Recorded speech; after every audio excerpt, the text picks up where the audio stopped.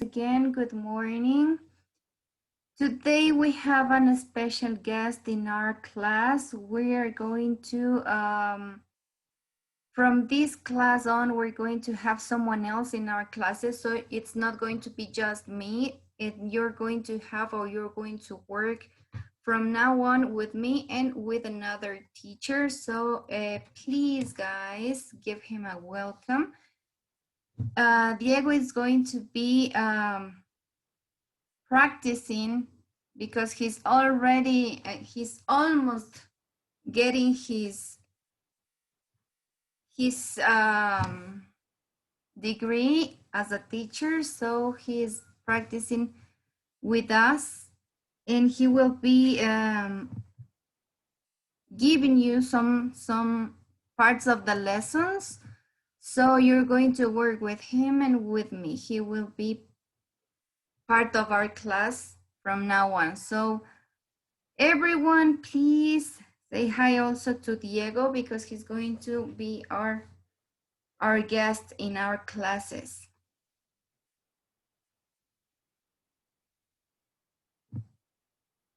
Wake up, everyone, wake up, wake up. Turn on the cameras.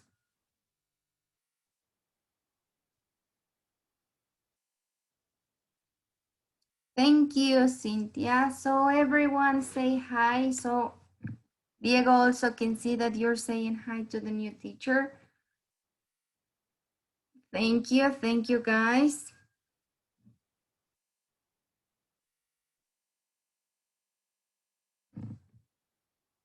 So long, I haven't seen you for a long time.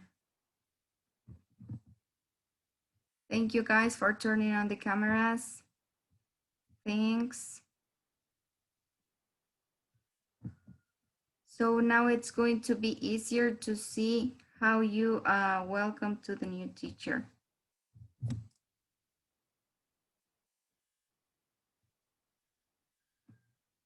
Thank you. I was saying, guys, vamos a tener a un nuevo teacher que nos va a acompañar en las clases. Sí, por favor, todos vamos a darle la bienvenida a Diego, que es la persona que nos va a acompañar también en clases. Ustedes van a recibir una lección junto conmigo, otra lección les va a ayudar Diego, así vamos a tener también un poco de diversidad, no van a estar cansados de escucharme solo a mí. Diego es el nuevo practicante, él está ya a punto de terminar su carrera como profesor de inglés en la Universidad Técnica. Así que chicos, me gustaría que saluden a Diego para que se sienta muy a gusto con las clases y ya les va a ir conociendo poco a poco. Okay, Diego, if you want to say something, the microphone is yours. Okay, teacher, thank you. I'd just like to say good morning to everyone here, and I hope we can learn together.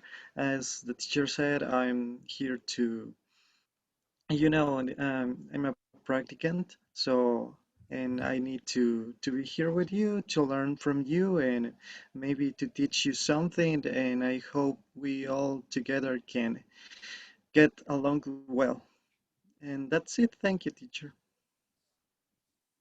Thank you, Diego. So everyone, now you know we're going to work together.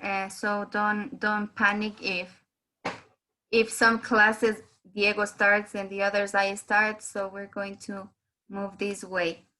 Now that you know that Diego is going to be working with us, and now that I can see that you are woken up, can you please, guys, remember me? What did we talk about last class? Can you remember? We were discussing something about grammar. Can you remember what were the topics? Hello, teacher. Good morning, classmates. Hi, Christian. In the last class, nosotros vimos past simple and simple perfect. No, present perfect. Exactly. We talk about past simple and also we talk about present perfect. What else did we talk about? There was another tense also we were discussing last class. Thank you, Christian. Maybe Cynthia, can you remember?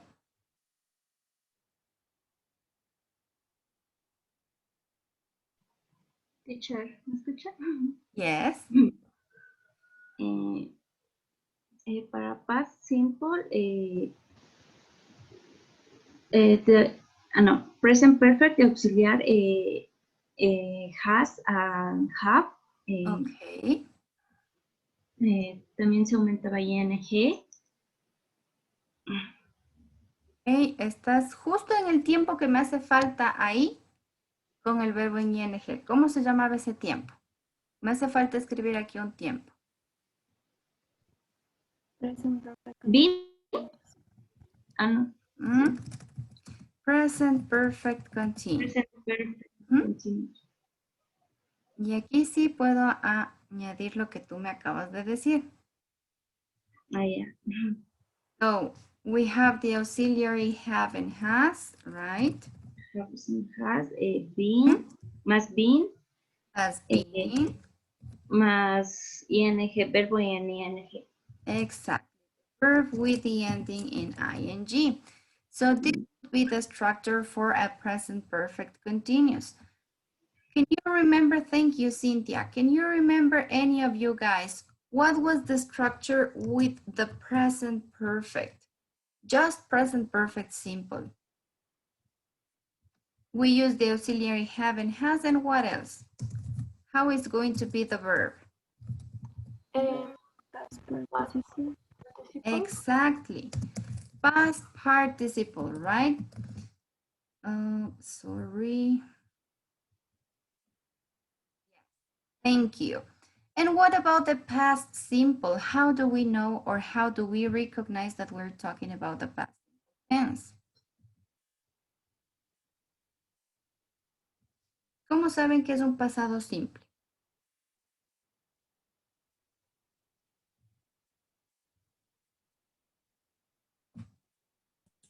Y un evento del pasado que sucedió una vez. It's an event that happens once. And don't forget that these events started in the past. Sorry, let me change color. Started in the past and ended in the past, okay? Don't forget about that. This is really important.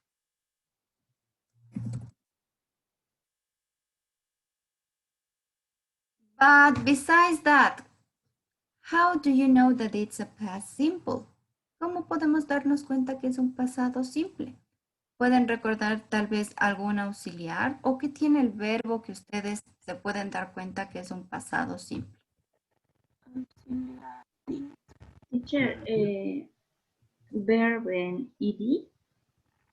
Exactly, thank you. So I'm going to get your two answers, ladies. We use the auxiliary did or didn't if we're talking about a negative sentence. And we're also going to find some verbs, regular verbs, with the ending in ed. Remember that? We're going to see some regular verbs with the ending or the termination in ed. But what happens with irregular verbs? ¿Qué pasa si tenemos verbos irregulares? In the past form. Exactly. We're going to use the simple past form of the verb, right? The simple past form of the verb. So, algunos estudiantes me decían, ¿se escribe la segunda columna del pasado? Sí, exacto. La segunda columna del pasado de los verbos irregulares sería esta simple past form of the verbs.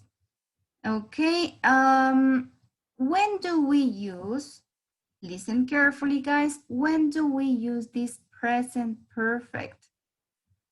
¿Cuándo ocupamos del presente perfecto? Can you remember?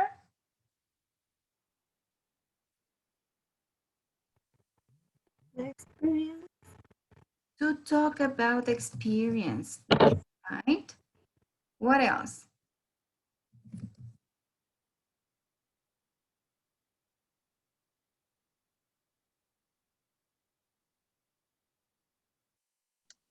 Finish actions. Exacto. Finish actions. Okay, we can say finish actions. What else?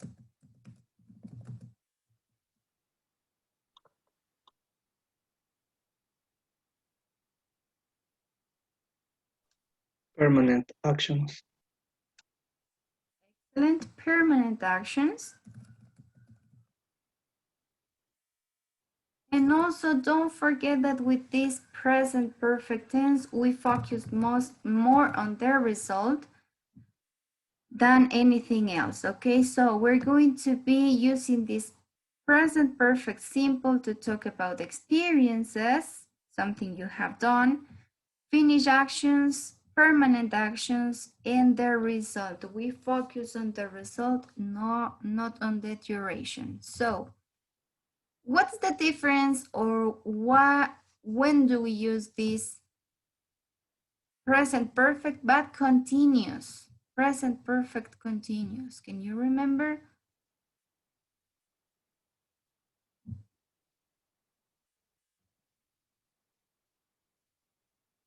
When do we use this continuous tense? Activity to be with regular. Okay, I could hear you, Nikki, un poco entrecortado. For activities. Que se repiten con Okay, repeated actions. Yes, we can say that we can use it for repeated actions or ongoing actions in the, yes, let me write it.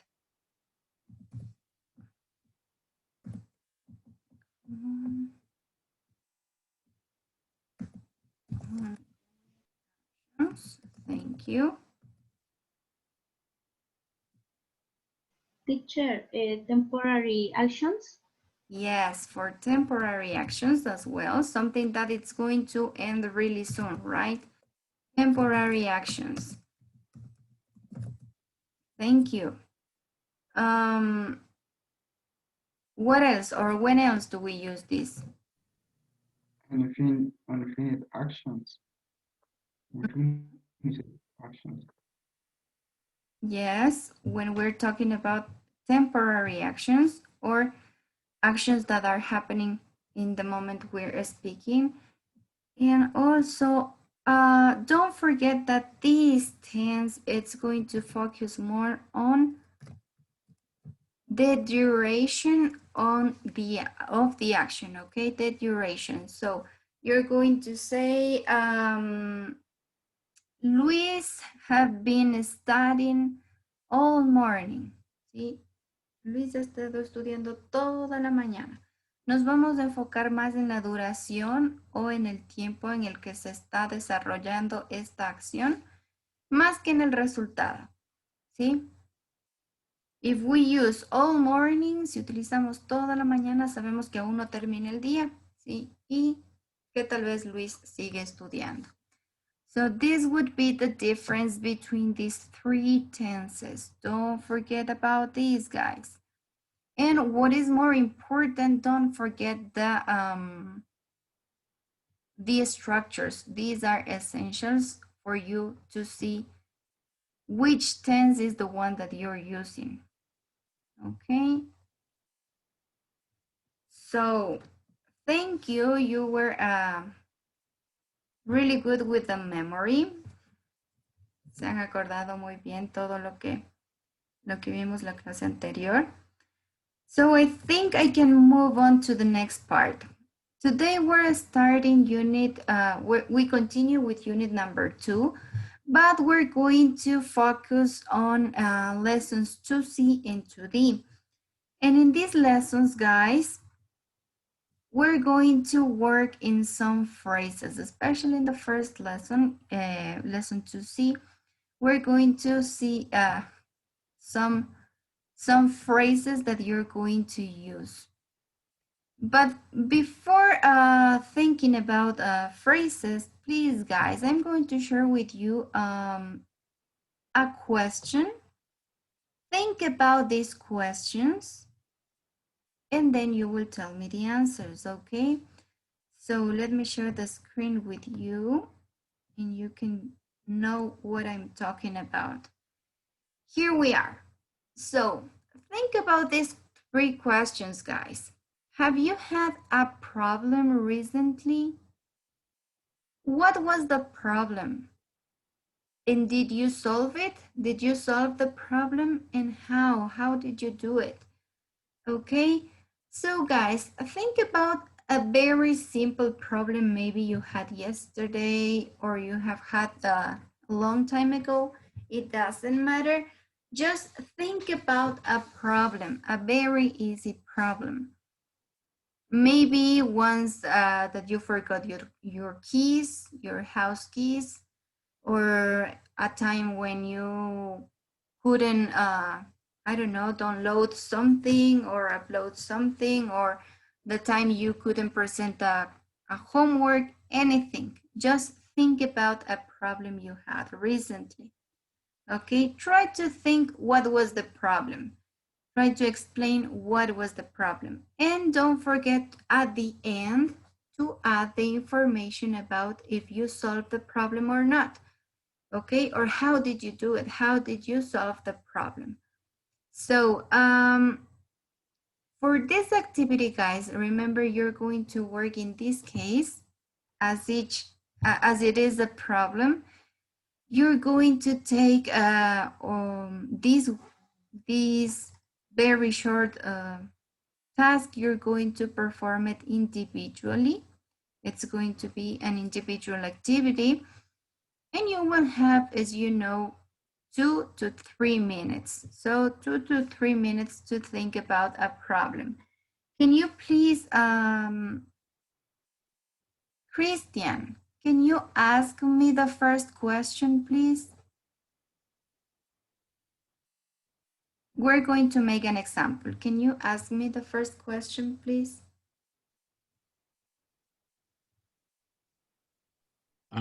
Problem recently, I have to... Wait, Christian. Don't think about the answer. No pienses sobre la respuesta. Pregunta a mí. Vamos a hacer un ejemplo. Okay. Mhm. Have you had a problem recently, teacher? Yes, Christian. Well, you see, yesterday I had to present a very long work, a printed work, but when I went home and I wanted to print, my printer wasn't working. So I was thinking, what can I do? I thought that maybe there was a problem with the ink, but it wasn't. So I had to go to the internet place, an internet place near my house, and print the task, print my task in there because my printer wasn't working anymore. So I was thinking that maybe later I can go to the technician and solve this problem. So guys, here you have a small example. Sí, aquí tenemos un pequeño ejemplo. Tenía que escribir yo, tenía que imprimir un trabajo, llegué a la casa, la impresora no estaba funcionando y ¿qué tuve que hacer? Ir a un internet a tratar de imprimir y poder resolver el problema, ¿no? Son cosas sencillas que a veces nos pasan a diario, but think about these problems. Pero pensemos sobre estos problemas, okay, guys? So, Luis, can you tell me how much time do we have for this activity? The time for this activity is 3 minutes. Exactly, 2 to 3 minutes. Thank you. Angie Diaz, can you help me, please? Are you working alone or are you working in groups? Alone? Exactly. This time you're working alone. Jimmy, can you tell me what do we have to do? Excuse me, teacher. Can you, ¿sí me What do puede you repetir have to la? do? Tenemos que responder las preguntas. Exactly. You have to answer the questions. Thank you, Jimmy. Thank you. So, your 3 minutes, guys. Your 3 minutes start now. Tienen 3 minutos a partir de ahora para pensar en sus respuestas. Think about the answers. Okay, guys, so I'm going to start asking to some of you the answers. Have you had a problem recently, Priscilla? Have you had a problem recently? What was the problem about?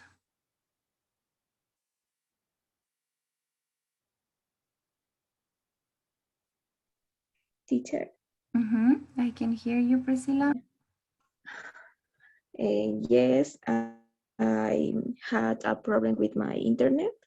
Okay. ¿Le sigo respondiendo todo? Yes, sure. Yeah.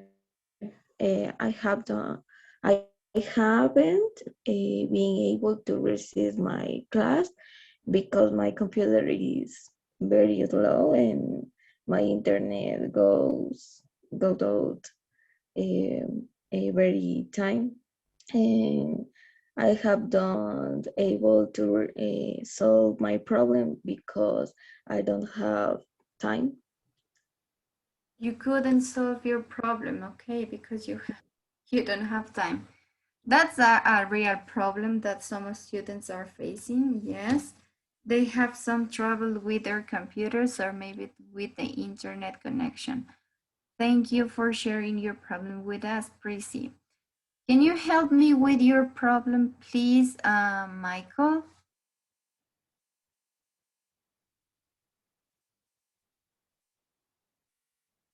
Good morning, teacher. Hi, Michael. My problem, bueno, I had a problem last week. The problem was that I had to go and had class at the same time. I had to quit my job. Okay, you had to quit your job. Te tocó renunciar. Yes, teacher. Oh, because you had English classes on Saturdays.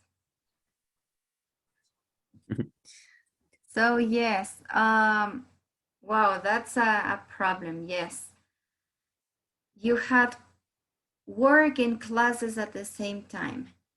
The good news is that you're ending your English classes, so this is your last semester with English. And the bad news is that you had to quit your job. I hope you can have it again soon. Let's see someone else's problem. Stefano, can you share with us if you have had a problem recently? Yes, teacher. Yesterday I wanted to sleep early, and I can't. You That is, couldn't. Why? I don't know, but that is why I have sleepy right now. Oh, you're sleepy right now. You're going to see some videos. I hope you can just wake up. And you will have also some minutes in the break to rest a little bit. Okay, thank you, Stefano. So let's listen to Jocelyn Cadena. Have you had a problem recently? Hi, teacher. Yes, I had a problem a few days ago. A few days ago, what happened?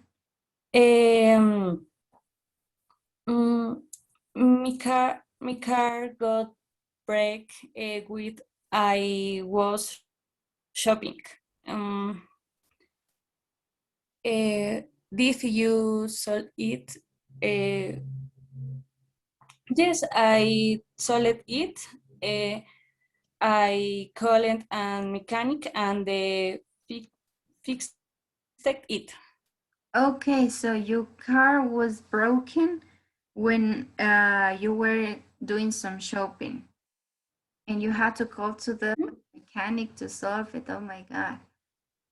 The good news is that you could solve the problem and you had your car back. So those are good news. Thank you, Jocelyn. And finally, we're going to listen to two more students. I want to listen to Anita. Can you share with us if you have had a problem recently? Yes, I had a problem recently. 3 days ago, my cat bit the cables of the automatic phone chair, and also that was the light in my house. Nobody had burned on his cell phone, and I couldn't turn on the computer because I have no light, and I should got up homework of the day. Um, to solve this problem, I had to ask my aunt, who lives outside the city, let me go to her house and to do and upload my homework. Okay, yeah, that's a difficult problem. So you didn't have your computer charged and the light went off. And yes, when you have exams or you have maybe tests or to present a classwork, you need to go somewhere to get internet from and upload your duties. Yes, thank you, Anita. So I'm very glad that you could solve your problem. Fausto is going to be the last one sharing with us his problems. What happened, Fausto? Have you had a problem recently? Good morning, teacher. Good morning, classmates. Yes, I had a problem recently. I went to work and was late to upload homework in the platform. I didn't solve the problem due to I spoke with the teacher, but he did not want to help me. Okay, so you had a problem. You couldn't upload the homework and the teacher didn't help you. That's a pity. Oh my God. So you had to deal with that. I'm so sorry about that, Fausto. But yes, in some cases we can solve the problems. In others, we don't have a good result. Sometimes the things doesn't go as we want. Let's see, guys. Keep in mind your problem because we're going to use it later, okay? Keep in mind your problems. Tengan o todavía guarden por ahí en un lugarcito de su mente el problema en el que pensaron, ¿sí? Keep in mind that because we're going to use it later. Vamos a ocupar ese problema que ustedes pensaron para otra actividad después, así que no se olviden. Let's continue, guys. You're going to see a picture and I want you to tell me what happened in the picture, okay? So, what do you think is happening or what do you think has just happened in this picture? Michael, no, Michael ya habló. Vamos a ver, vamos a despertar a alguien más. Juliet, what happened in this picture?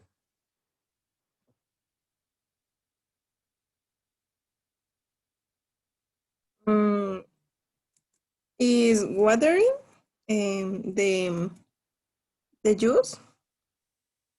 Hey, what happened with the juice? It's is watering. Okay, it's let's say that maybe it's watering the phone, ¿no? Está mojando el It's watering the phone. We can see there's a small part of a phone right there. Thank you, Juliet. Here we can see the phone. Luis, can you tell me what is happening in this picture?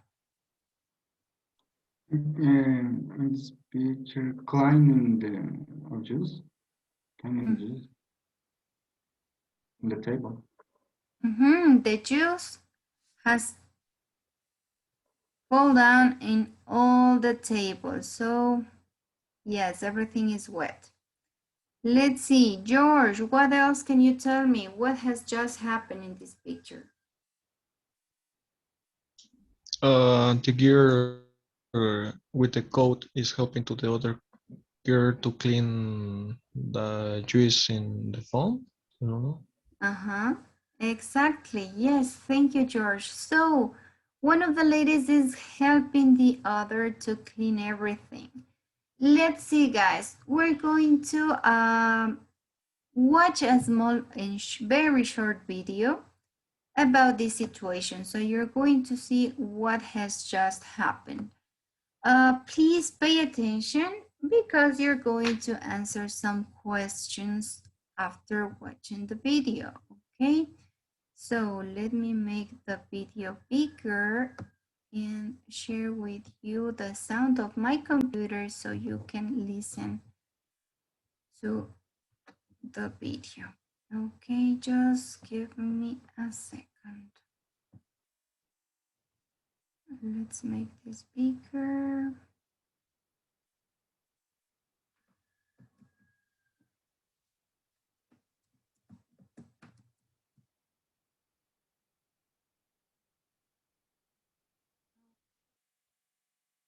So watch and listen to this video, guys. And then you tell me the answer of a question I will be making you. Pay attention.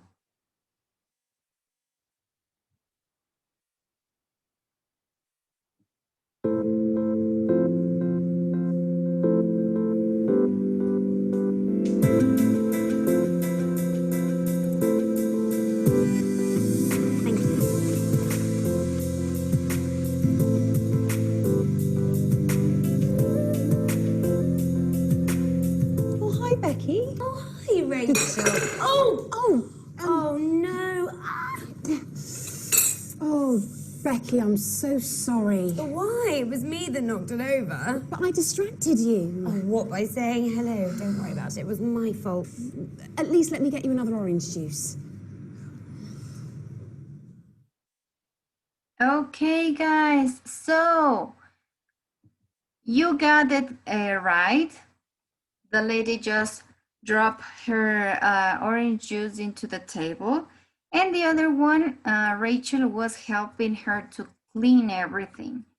Can you remember what Rachel offered to do? ¿Qué le ofreció Rachel al final? Could you listen to it?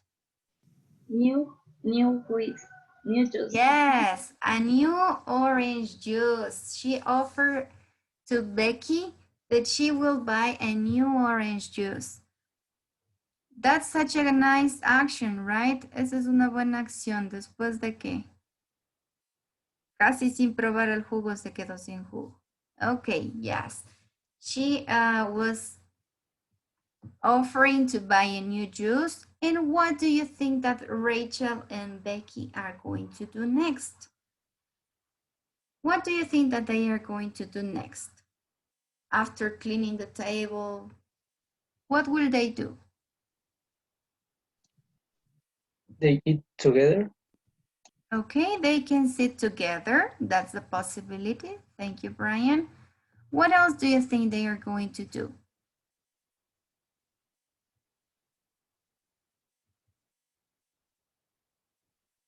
Tanya, can you tell me what do you think they are going to do next?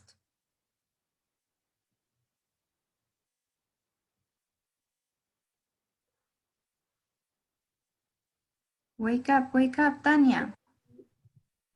Are going to have a juice. Okay, they are going to have the juice. They will drink the juice, maybe. Lisette, what else do you think they can do?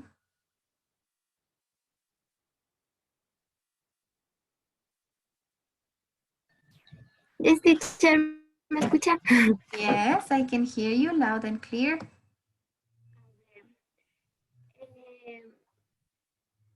Rachel will not throw the juice to say hello, Becky. Yes, that was what happened, right? That was what just happened. Rachel was saying hi and Becky just dropped the drink all over the place.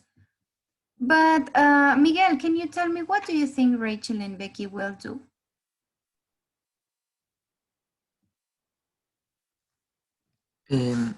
That will buy you another juice. Okay, after buying the other juice, what will they do? Do you have any idea maybe? They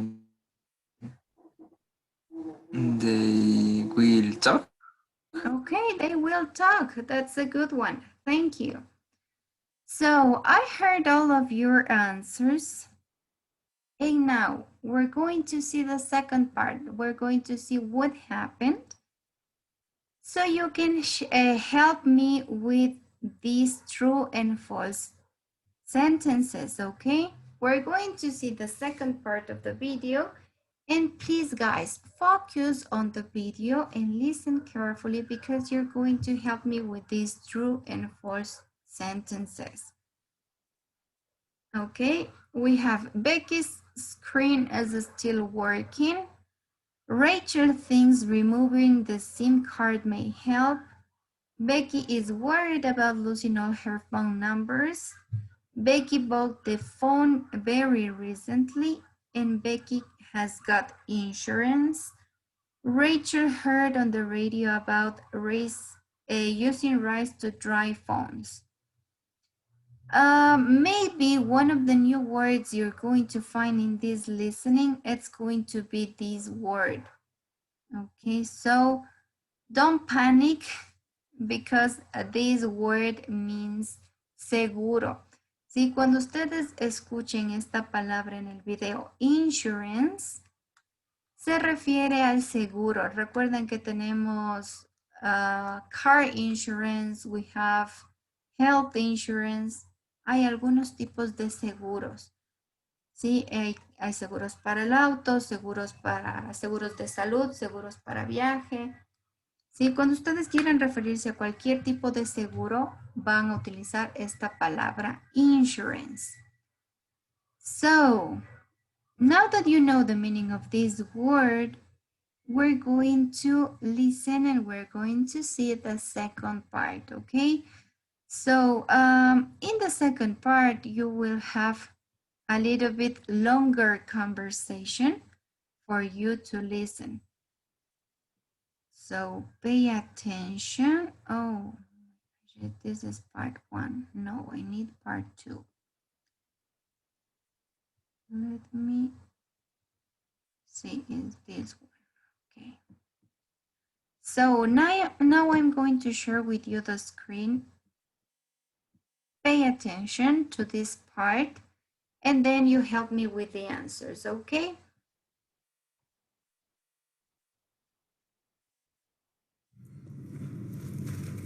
How's the phone? Not good. The screen's frozen. Oh dear. Have you tried turning it off and on again? I was just doing that, but still nothing. What about taking the SIM card out and drying it? That's worth a try. Thank you. Thank you. Oh, I hope I haven't lost all my contacts. I haven't saved them anywhere else. Oh no, how awful. Could you take it back to the shop? Oh, I don't think they'll do anything. I bought it over a year ago. Can you claim on your insurance? I don't have any. It's just run out a week ago. Oh, how annoying. I know. The other day I read about this trick for fixing phones that have got wet. Oh, yes? They said you put the phone in a bag of rice, and apparently it dries it out. You could try that. That sounds a bit weird. I know, but there were lots of comments from people saying that it had worked. Okay, I'll give it a try. What have I got to lose? Exactly. It's cheaper than buying a new phone. Okay, guys, this conversation, as you heard, was a little bit longer. So we're going to listen again, and then we move to the true and false sentences, okay? There's also another maybe phrase that you don't know the meaning, and it's run out. Si justo en la parte que dice run out, my insurance ran out, ¿sí? Quiere decir que se terminó o se acabó, run out, acaba de finalizar. So, let's listen again, guys. Vamos a escuchar nuevamente. Pay attention.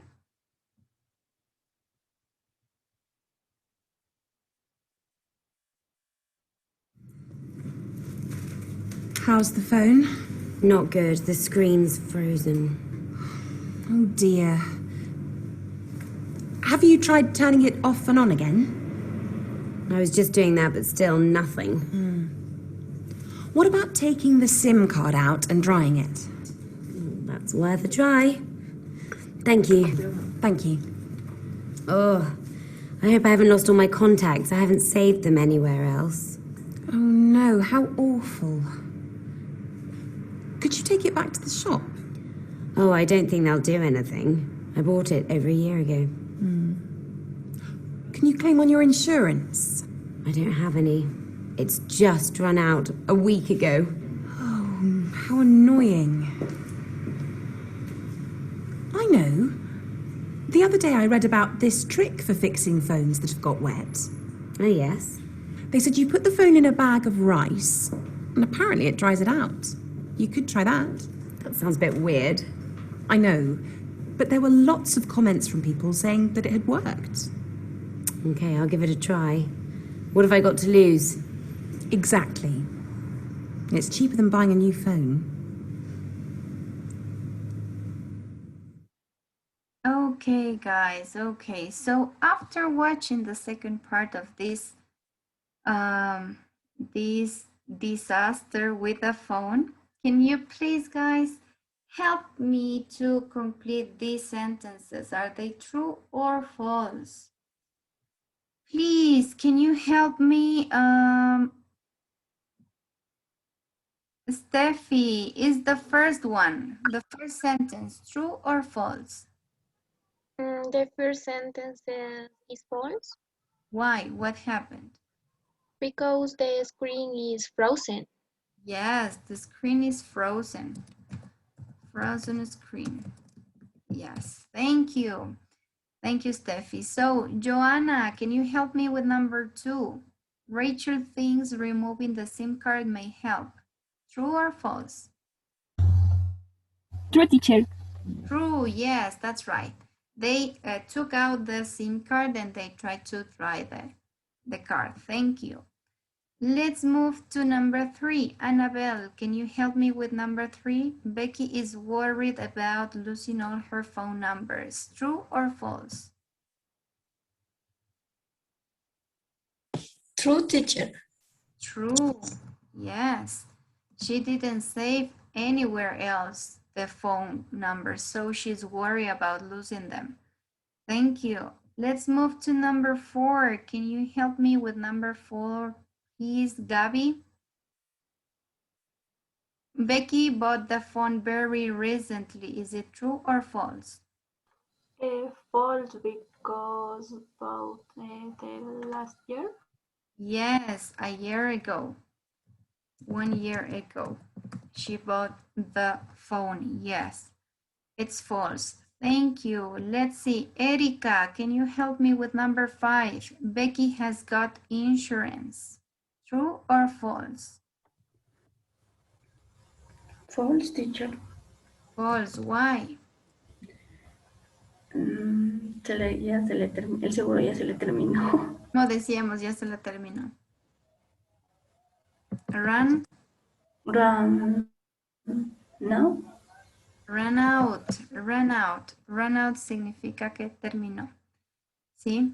The insurance just ran out. Thank you, Erika. Let's go to the final sentence. Please help me with the last one, Saulo. Rachel heard on the radio about using rice to dry phones. Is it true or false? True, yes, true, that's true. Thank you. Thank you, guys. Awesome job completing these true and false sentences. You did an excellent job. So, one more thing, guys. Let me share with you this. Okay. So,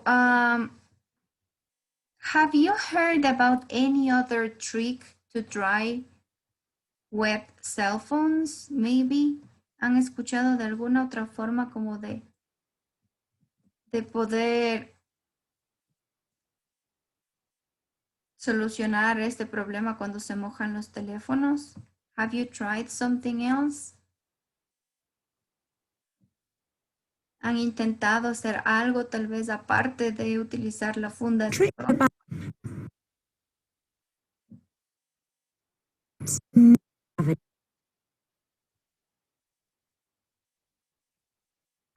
Anybody?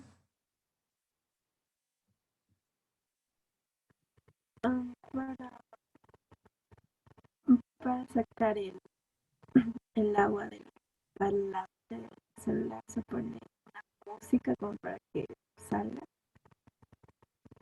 Se pone. ¿Qué pones? Una música en YouTube. No sé, una vez solamente puse una música para que se limpie el parlante y el sonido es muy fuerte y empieza a salir el agua. Wow, I didn't know that trick. No sabía ese consejo. That's something new. Thank you, Nikki. So if my phone gets wet, I will try to share a YouTube video or play some music so the sound can help me dry the phone. Thank you. Anything else? Have you tried something else? ¿Han intentado algo más?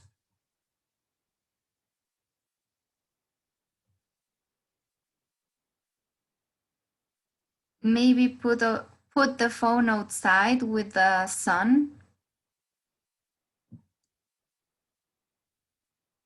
There are a lot of things we can do, right? We have, and people always try to get some advices or try to give or make some suggestions. So today's phrases, or the phrases you're going to learn today, are some phrases, guys. How to make suggestions. How to make suggestions when something bad happens. Something bad or something good, anything, but when you want to make suggestions, you can use some of these phrases, okay? So, can you help me choosing the right option in the first part? Let me make a rectangle so you know which part are we working on. Okay, guys, so in this very first part, I'm going to ask some of you to help me choosing the correct word. What do you think is the right one for the first one? Have you tried turning or turn? What do you think? Turning. Exactly, the first one.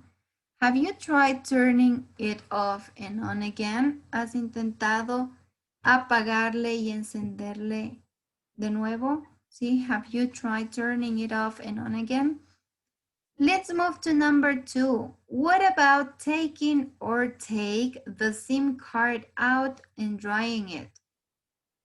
What do you think? Taking. Exactly, ladies. Thank you, Kathy.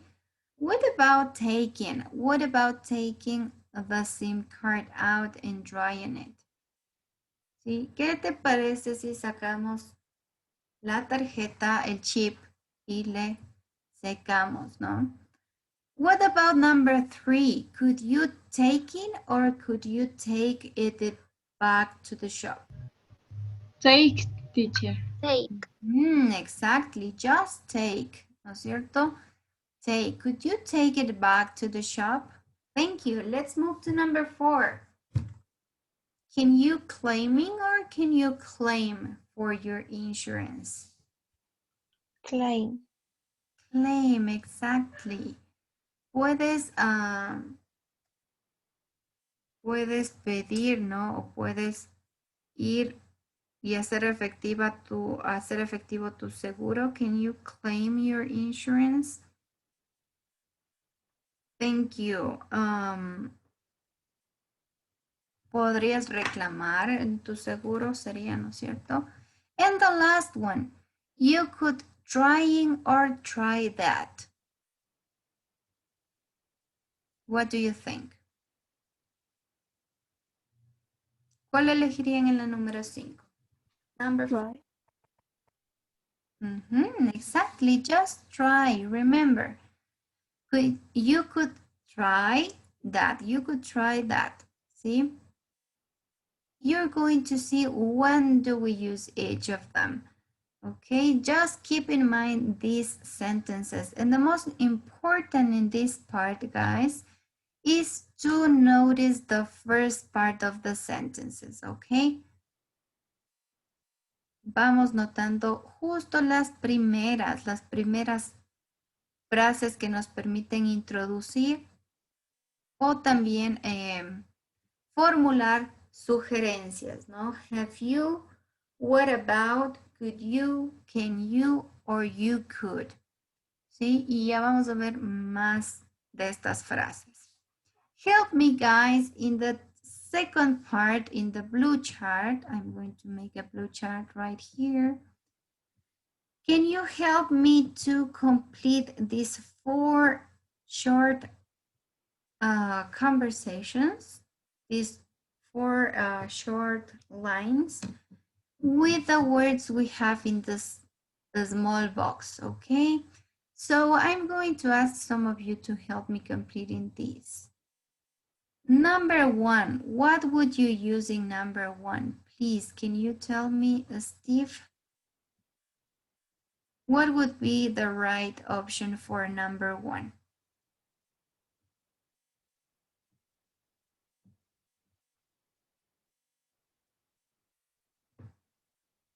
Wake up, Steve.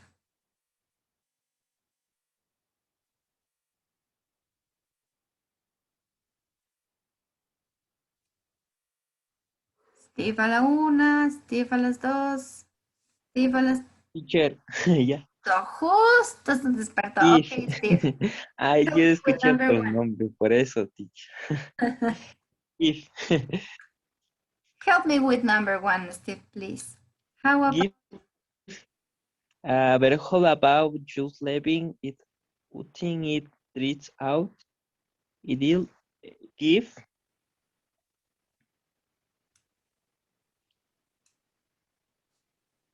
I will, ¿qué utilizarías tú? ¿Cuál de las 4 palabras utilizarías ahí? Give. I'll give it a try. Very good. Thank you. So I'll give it a try. What I've got to lose, right? So give would be the answer according to Steve. Thank you. I'll give it a try. What have I got to lose? Sí, I'll give it a try es una de las frases más utilizadas cuando ustedes van a intentar hacer algo, así como que le van a dar un chance de algo. Ya por última ocasión, ¿no? I'll give it a try, lo voy a intentar. What I've got to lose. ¿Qué puedo perder? No, ya no tengo nada que perder. What I've got to lose. Thank you, Steve. So let's move to the next one. Please, Cinderly, can you help me with number 2?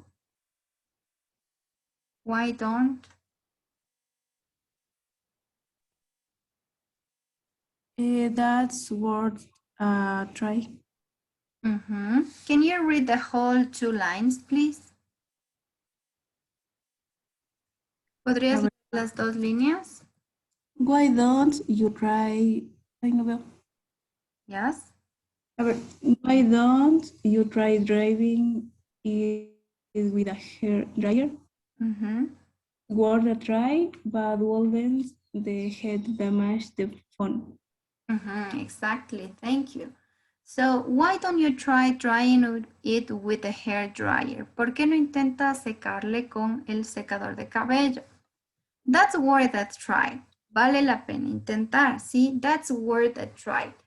But wouldn't the heat damage the phone? Pero tal vez el calor no dañará el teléfono. Esa es la pregunta, ¿no? Thank you, Cinderly. Let's move to number 3. Can you please help me with number 3, Miguel? Shall we phone Mark and see if he has any ideas? Yes, we not. He might know what to do. Exactly. Yes, why not? Sí, ¿por qué no? Sí, ¿por qué no? Él tal vez pueda ayudarnos, ¿no? Dice, deberíamos llamar a Mark y ver si tiene alguna idea. Sí, ¿por qué no? Tal vez él nos pueda ayudar. Yes, thank you. And the last one. Nikki, can you read the last one, please? Let's go to the phone shop and ask for advice.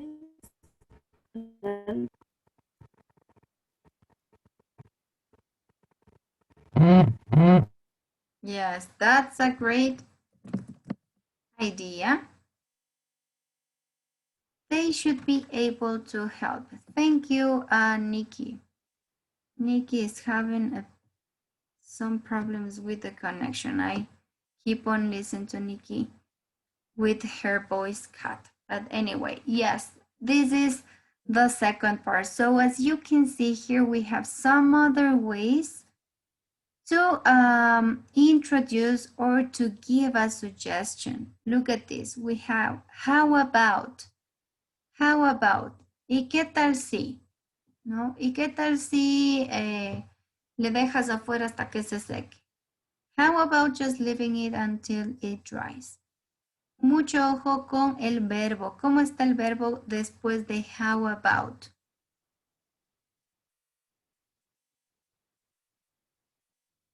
¿Está de forma normal o tiene alguna terminación?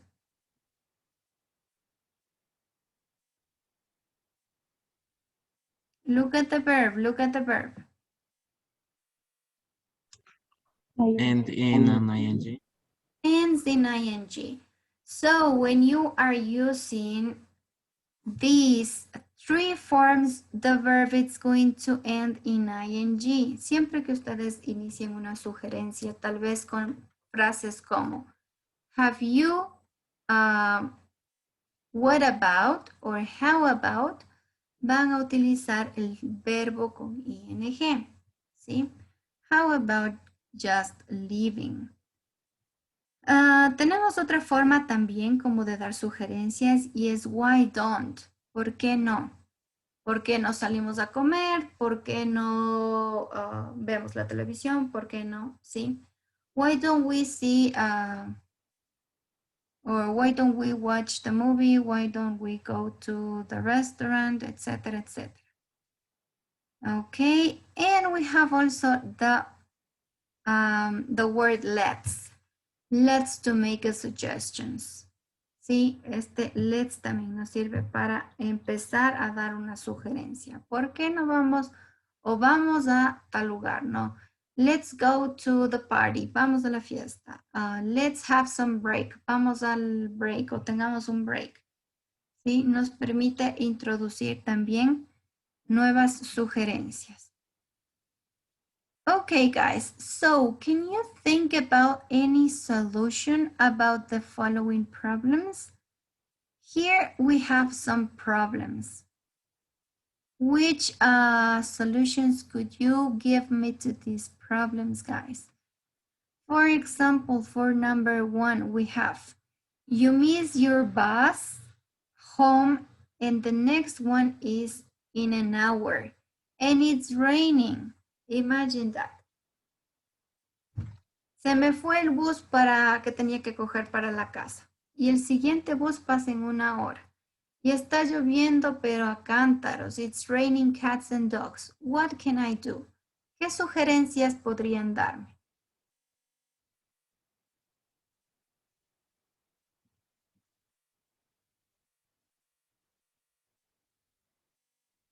What suggestions will you give me? Take a taxi.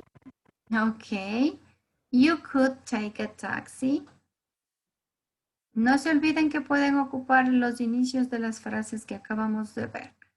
You could take a taxi. That's a good one. Podría tomar un taxi. What else can I do?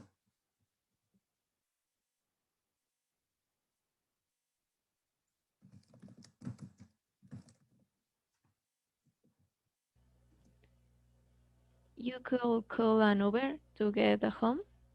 Yes, I could call an Uber.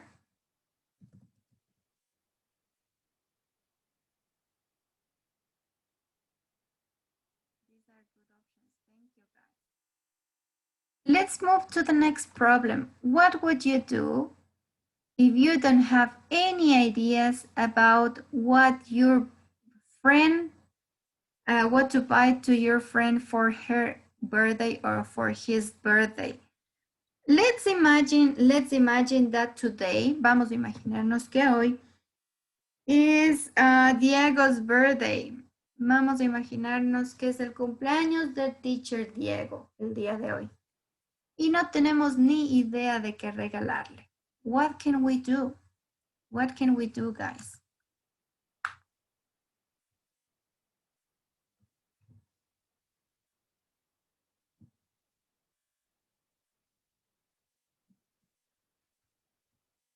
Christian, do you have any idea?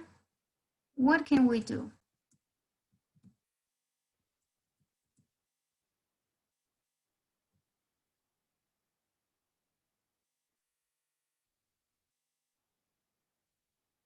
Let's imagine that today is Diego's birthday. Vamos a imaginarnos que hoy es el cumpleaños del teacher Diego y no sabemos qué regalar. What suggestion can you give us? ¿Qué sugerencia nos darían ustedes? Why don't we buy a cake? Okay, why don't we buy a cake? Thank you, that's a good one. Why don't we buy a cake, right? That's something everybody likes. What else can we do? What do you usually buy when you don't know the other person so well?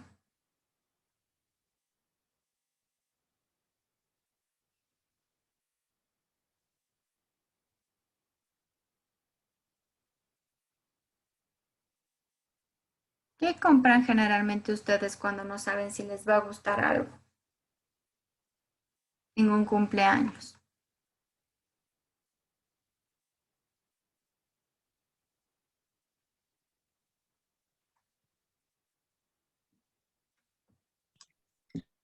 For A example, teacher ask a relative for help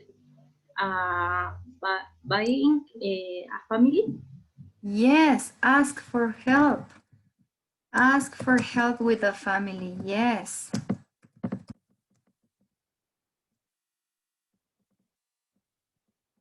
Christian, you wanted to say something?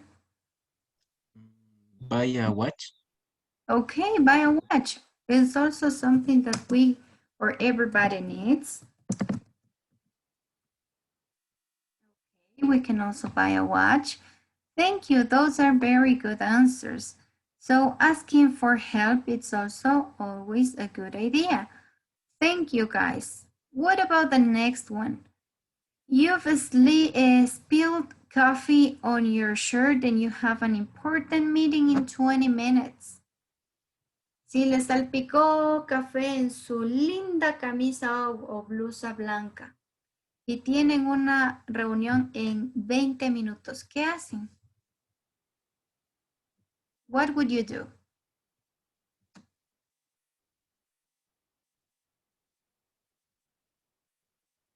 ¿Qué harían? George, what would you do?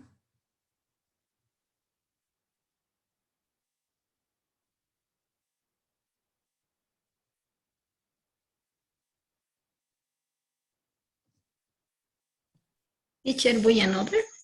Buy another? Thank you. Well, yes, why don't we buy another?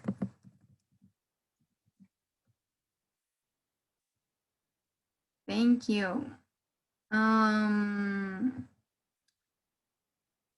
What else can we do if we just have our shirt with a big coffee mark on it?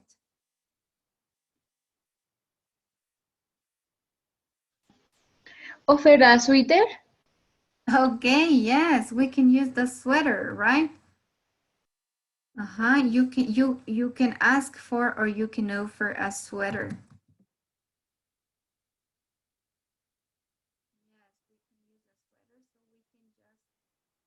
Hide the coffee mark.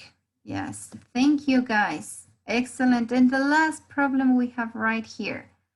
The battery of your phone is low and you need to make an important call in an hour. What do you do?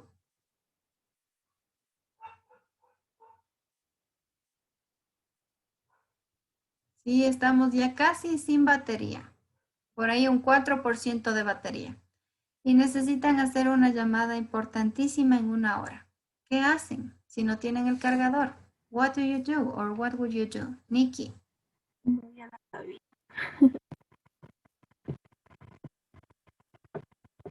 Ah,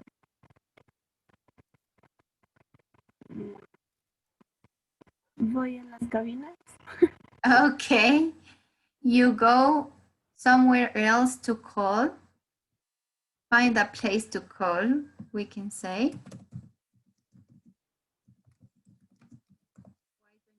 Find a place to call or to make the call. Thank you. That's a good option. What else could you do?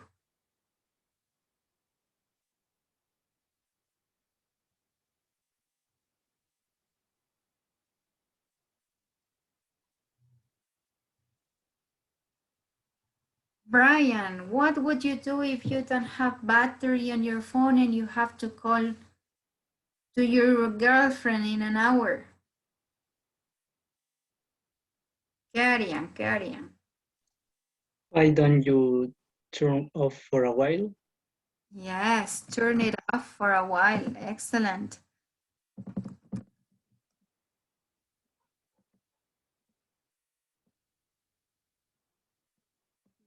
We can also turn it off for a while, then turn it on and make the call. Thank you, guys. Thank you for your suggestions. So you see, if you have a problem or anybody has a problem, you can always make suggestions. We can use these phrases so you can have or you can make a screenshot if you want. And we also have some other phrases we can use to make suggestions in the following chart. Look at this. Here we have some beginnings for phrases if you want to make a suggestion. For example, let's, I told you, let's is going to help us a lot when we want to make a suggestion. See, let's. What about, que fue la que vimos, what about, how about, why don't we, or why don't you, why don't, couldn't, shall, what would you, ¿sí? Que serían los inicios para dar sugerencias. Don't you think, look at this, don't you think it is a good idea to? ¿No crees que sería una buena idea? Y ponemos el complemento, no lo que queramos nosotros sugerir. ¿No crees que podría ser una buena idea? Y lo que sea que vayamos a sugerir. Does it matter if we? Or does it matter if you? ¿Sí? Importa mucho si tal vez Apagas el teléfono y vuelves a prender. Sí. Does it matter if you turn off the phone and turn off again? So here we have an example. Would you like to? ¿Te gustaría? Y la sugerencia, ¿sí? ¿Te gustaría prender la luz? Would you like or would you mind to turn on the light? El let's, que fue algo que ya vimos. I suggest you. Sí, este es algo que no se ocupa mucho, es algo como que muy formal. I suggest you to take into consideration, ¿sí? Es algo que ustedes podrían decir en su lugar de trabajo, por ejemplo. I suggest you to take into consideration the following rule, for example, ¿sí? Les sugiero que tenga o que tome en consideración lo siguiente. No es muy informal, esto es más formal. Podemos utilizar el could, ya sea con cualquiera de los sujetos a los que nos estemos refiriendo o dándole sugerencias. We could, you could, they could, ¿sí? Do you fancy, también tenemos, do you fancy doing something? ¿Te importaría o te gustaría? Sí, es como más o menos tiene ese sentido. And we or you might as well, ¿sí? Might as well nos sirve en este caso, por ejemplo, cuando queremos decir we might as well do homework. Deberíamos también hacer los deberes, ¿no? Es como una sugerencia. Recuerden que el might y may los ocupamos para esas situaciones también, para sugerir algo. And what is most important is you need to know how are going the verbs be like after specific phrases. Sí, veíamos que algunos verbos cambian después de algunas frases, especialmente después de how about y what about, porque los verbos van a ir con la terminación en ing. No nos olvidemos de eso, guys. So, I'm going to ask you a favor, guys. Please, make a screenshot of this. Hagan tomen una foto, guarden como screenshot porque vamos a utilizar estas frases later on, okay? So don't forget about these phrases. Up to this point, guys, do you have any question? Can I move on? ¿Podemos continuar? Si no hay Teacher, preguntas, yeah, sure, tell me. o sea que solo para how about y what about use ing, the verb. Yes, the next verb is going to be in ing. Only two cases. El siguiente verbo después de what about or how about va a ir con ing. Solo en esos casos, ¿no es cierto? Exacto. En estos casos sería una de las pocas excepciones en las que no están utilizando ustedes un verbo to be antes del verbo con ing.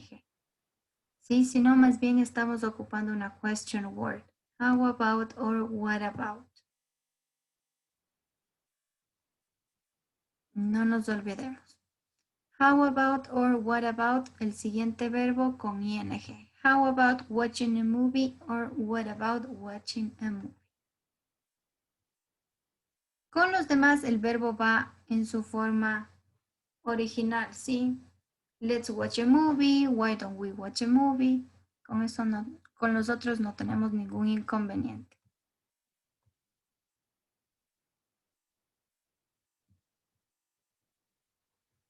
Okay. Let's see then. Let's see, guys. Vamos a ver. Here we have a picture.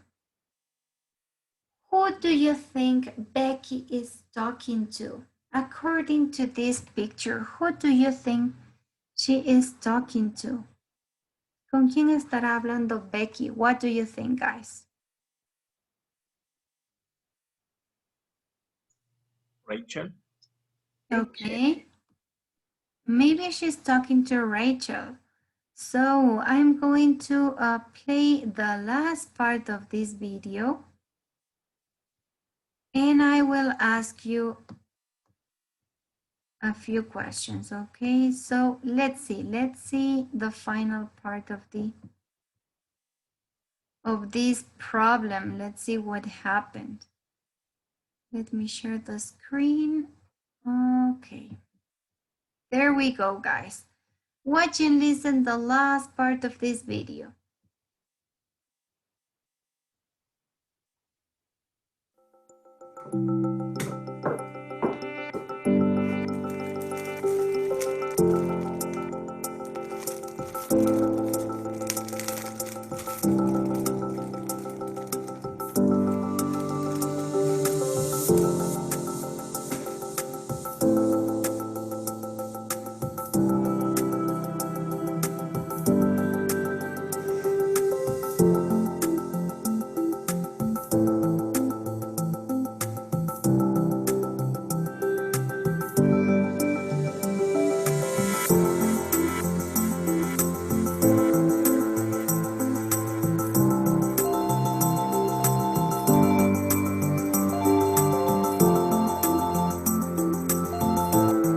Hello, Fantastic Flowers.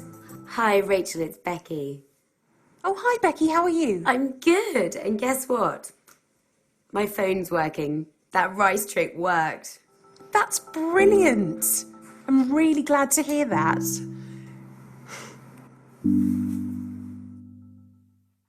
So, guys, what happened at the end? Does the rice trick work? Yes or no? What happened in the end? Does the phone work? Yes. Yes, right, Gabby? Yes. The phone works. So it's a good trick, this rice bag thing, right? Sí sirve esto de poner el teléfono en una fundita con arroz o ponerle cubierto con arroz. Yes, that works. In this case, the phone is working now. Thank you, guys. So, while Rachel and Vicky were talking in the last video, they used some phrases.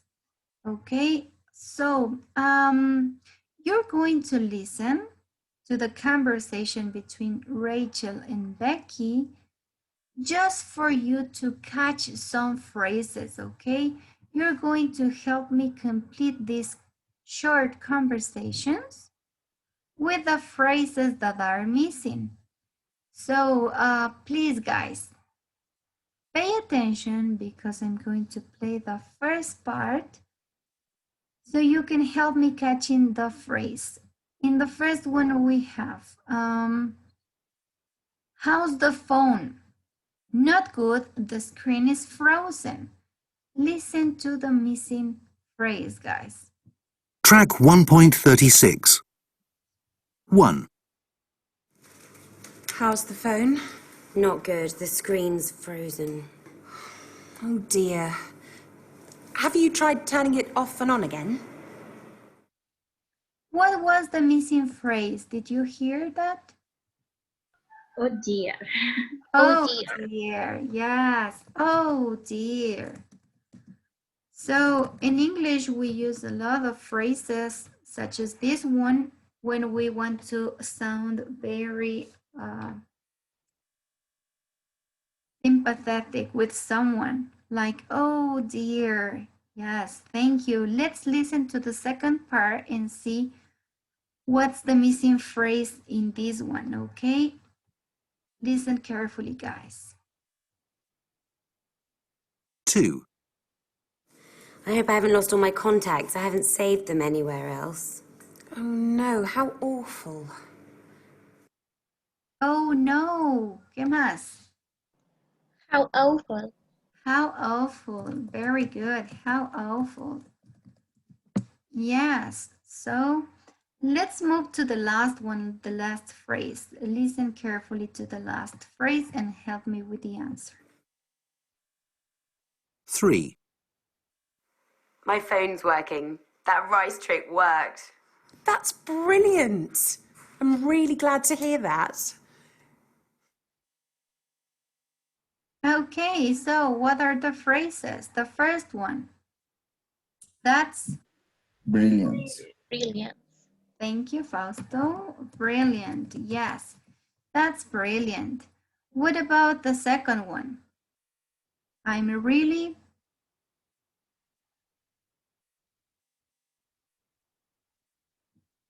Did you catch this? Glad. Yes, I'm glad. I'm really glad. Thank you. So I'm really glad to hear that. Thank you. That's brilliant. I'm really glad to hear that. So guys, as you could see here in these small phrases, we have some phrases in order to sound sympathetic or pleased.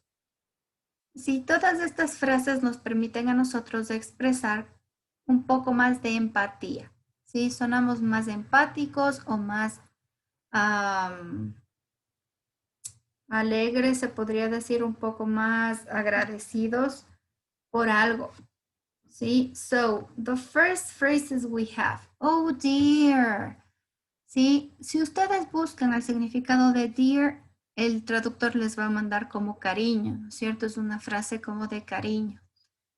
Y si ustedes dicen, oh dear, no suena o no es tan común en nuestro español escuchar como, oh cariño, ¿no es cierto? Never. Este oh dear tendría un equivalente al español como un ay pobrecito, ¿no? A eso equivaldría en inglés este oh dear. Sí, tiene ese significado cuando ustedes quieren sonar un poco más amables o más empáticos con algo que acaba de suceder. Dicen, uy, pobre, uy, pobrecito, ¿no? Oh dear. Ese sería el significado. Then we have phrases such as how awful. ¿Qué quiere decir? ¿Qué significaría este how awful?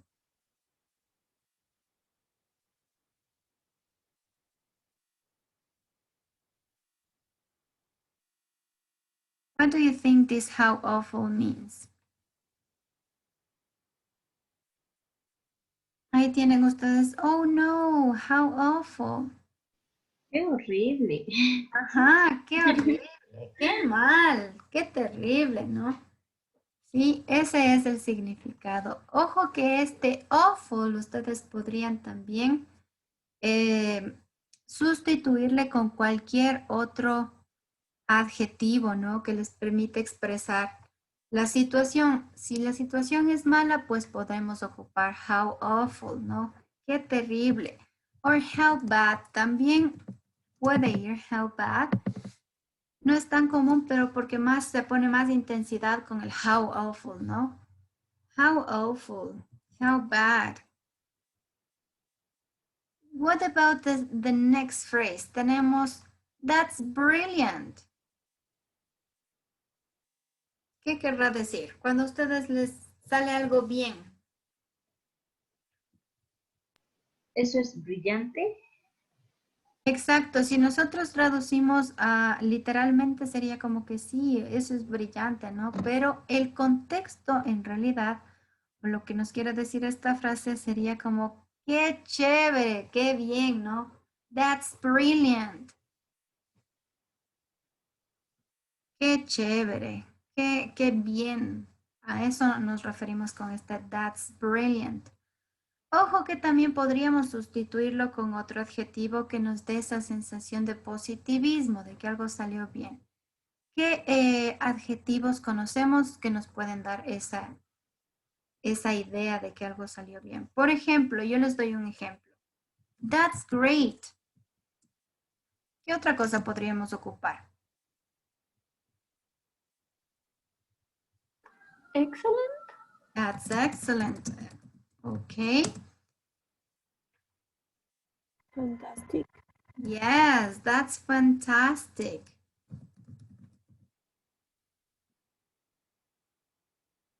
What else? Amazing. Perfect, that's amazing.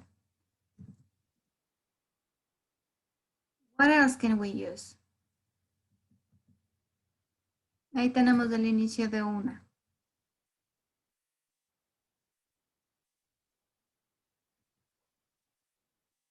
That's awesome. That's awesome. Es fantástico, eso es excelente, es genial, maravilloso, increíble, ¿no? That's great, that's excellent, that's fantastic, amazing or awesome. Y la última, cuando ustedes quieren sonar un poco más agradecidos, podríamos decirlo por algo, podemos ocupar la frase I'm really glad to hear that. Sí, estoy muy feliz, estoy muy contento de escuchar eso. I'm really glad to hear that. So guys, this is going to be the last exercise you're going to do with me. Think about the problems, okay? I'm going to ask some problems, some other problems. I'm going to write here some of the problems you mentioned before, okay? Voy a mencionar aquí un par de los problemas que ustedes me dijeron en un inicio. So we were saying that someone ran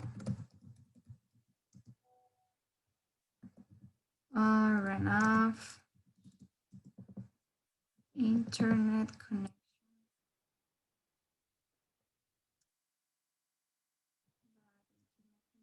Another problem was to quit the job or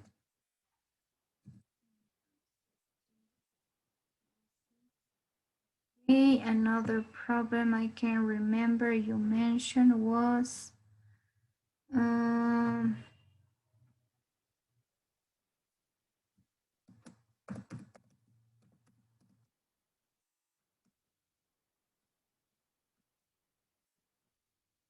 okay.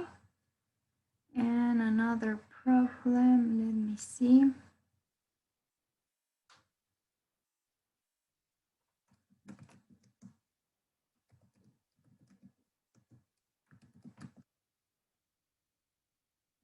Okay, so here we have a bunch of problems. Tenemos un montón de problemas aquí.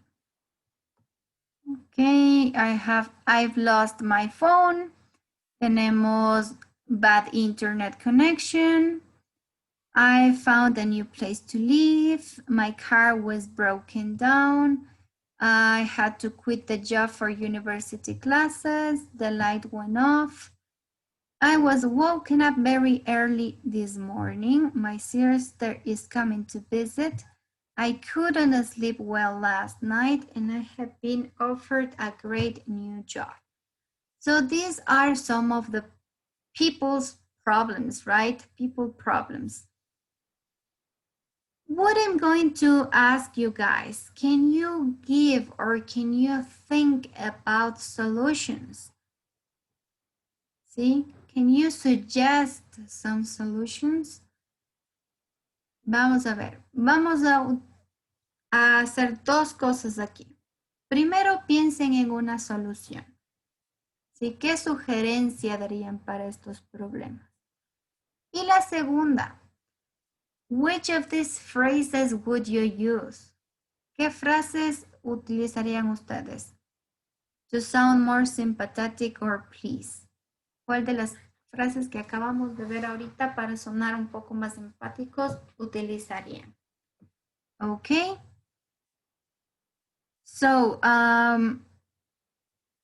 this activity, we're going to do it in groups. We're going to work in groups.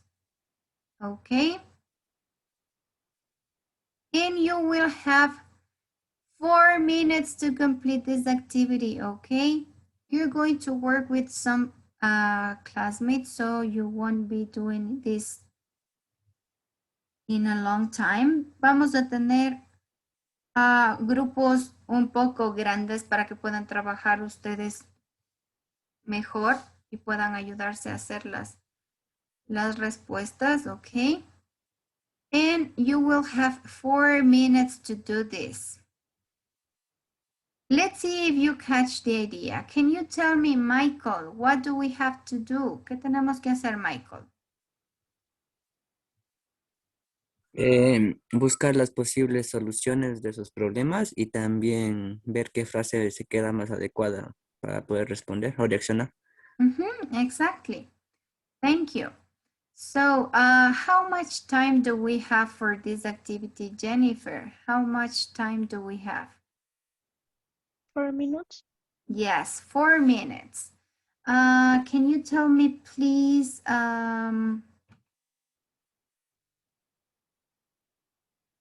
Luis, are you working individually this time?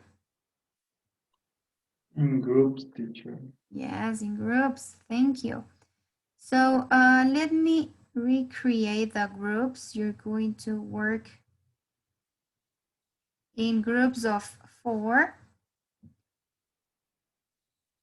Can you make a screenshot so you can have the problems?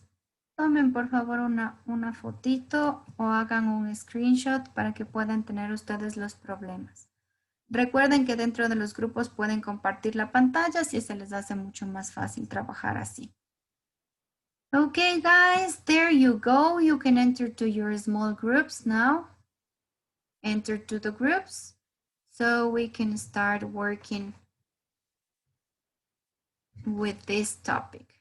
Come on, come on. Time flies. Enter to your groups.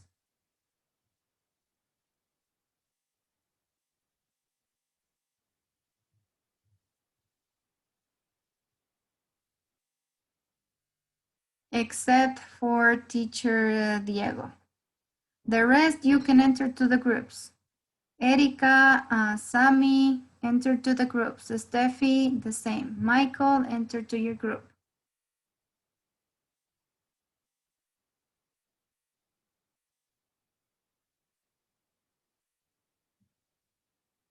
Michael, enter to your group so you can start working with the class.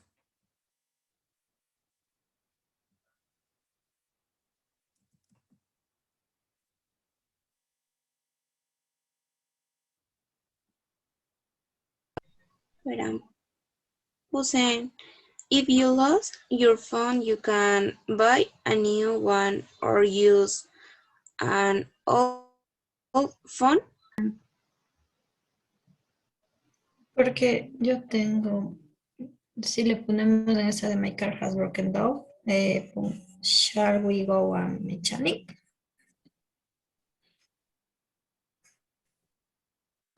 Yes.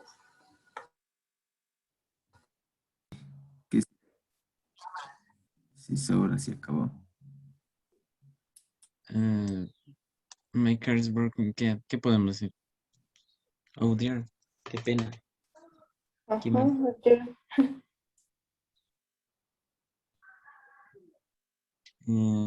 Cuido the job for university class. 6 segundos. Lo último. Lo último.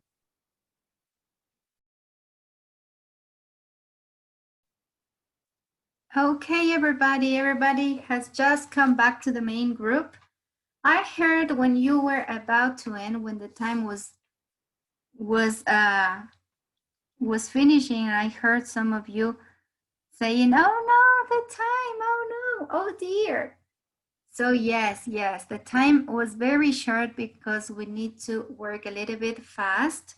And don't worry because we're going to share the options you have been talking to in the group. So what would be your answer for the first problem? What would be your suggestion for the first problem? Can you help me with that, Melanie? What was the suggestion you make in your group? I've lost my phone. ¿Qué sugerencia dieron en el grupo de Melanie? Bueno, 2 sugerencias. ¿Y son? Yeah. If you lost your phone, you can buy a new one or use an old phone you have in storage, or search by GPS. Exactly. So you have a lot of suggestions. Why don't you buy a new phone? You could use an old phone that you have, maybe an old phone, or maybe you can find or track your phone with the GPS application. Thank you, Melanie. And Juliet, how did you react to this problem? ¿Cómo reaccionaron a este problema? Si alguien les dice, I've lost my phone, ¿qué dirían ustedes? Estuve con el grupo de Melanie. Sí, sí, del mismo grupo.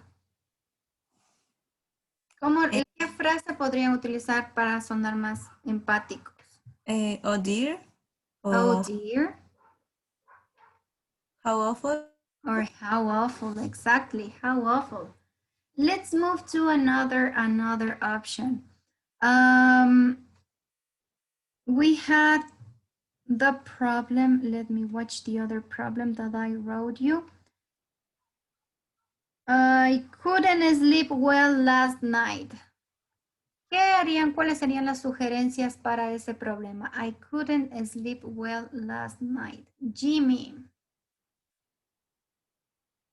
Maldonado, help me with the answer of this one. Sorry, teacher. Yes. What was the suggestion for that problem? Sería... A ver. If you couldn't sleep well last night. ¿Cómo sería? No usar el teléfono. You shouldn't. No deberías. A ver, sería no shouldn't they use the phone before going to sleep. You shouldn't use the phone. And how would you react? ¿Cómo reaccionarían? That's brilliant. No. ¿Cómo reaccionarían entonces?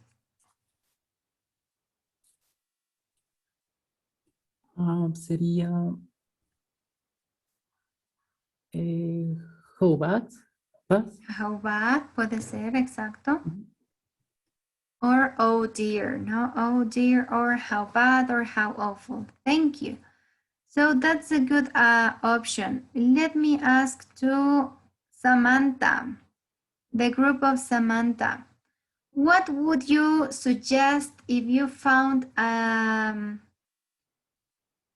that your car was broken down? ¿Qué harían si su carro se daña? ¿Cuál fue la sugerencia que dio el grupo de Sammy? No alcanzamos, teacher, a esa, pero bueno, yo le puse que sería get your car to the mechanic as quickly as possible. Yes, you should take your car to the mechanic as quickly as possible. Thank you, Sammy. And how would you react? ¿Cómo reaccionarían ante esto? Brian. Yes, I put the same. Why don't you take to the mechanic? But the reaction, what phrase would you use to sound more sympathetic? How awful. How awful, exactly. Thank you. Can you tell me just the last thing? Let me ask you. Kathy, how would you react, or how would you sound more sympathetic if someone you like or you care find a new place to live? ¿Cómo reaccionarías si alguien que tú quieres ya encontró ese lugar que estaba buscando para vivir? What would you say?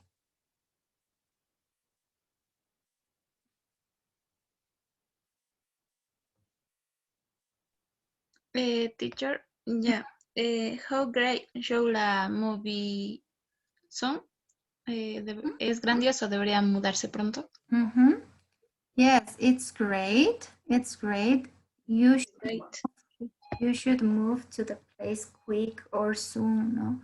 Deberías cambiarte a ese lugar pronto. Thank you. Yes, that's great. What other phrase would you use? Ya teníamos that's great. ¿Qué otra frase podrían ocupar ustedes? That's brilliant. That's brilliant. The other one that I'm pointing. That's fantastic. That's fantastic. And you don't forget that when you receive good news, cuando ustedes reciben buenas noticias, o tal vez un problema no es malo, sino algo bueno, podrían utilizar I'm really glad to hear that. Sí, I'm really glad to hear that. Estoy muy feliz de escuchar o estoy muy contento de escuchar lo que pasó, ¿no?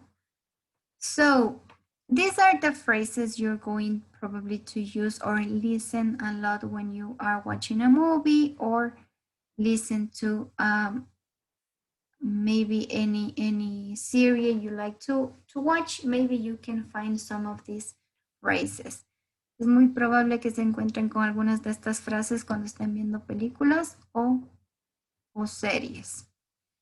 Okay, guys, I'm done. You're going to have just up to this point with me. Now I'm going to share the control with teacher Diego. So you're going to start a new lesson with him, okay? Let's have just 5 minutes break, 5-minute break. We're going to have a 5-minute break so you can stretch a little bit, go and have some water, and you get ready to teachers Diego class, okay? So in 5 minutes we come back. En 5 minutos tienen 5 minutos para ir al baño, para estar desperezándose un poquito, ¿sí? 5 minutos que ya empieza la clase de teacher Diego, okay, guys? And if you have any question, this is your time to ask whatever you want. Link as soon as you can. 18 players.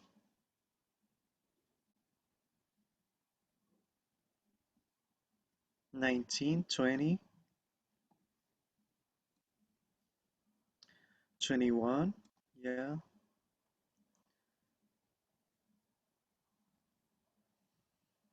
Okay, we have to wait until we all get entered to this platform. 24 players.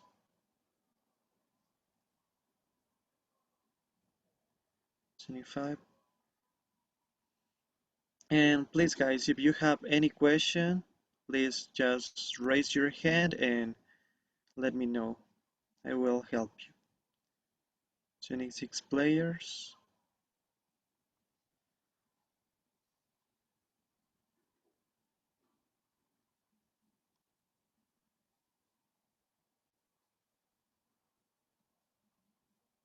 $27.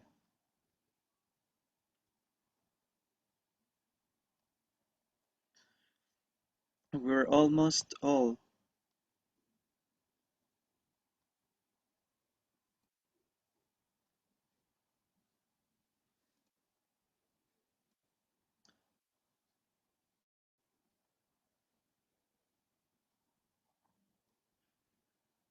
Come on guys, can you see the code? Okay. 28.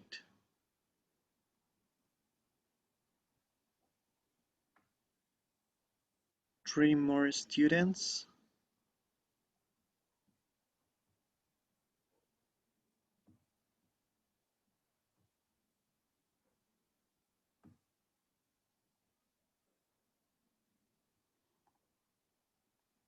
I think two more. So, yeah, one more student, please, and we start.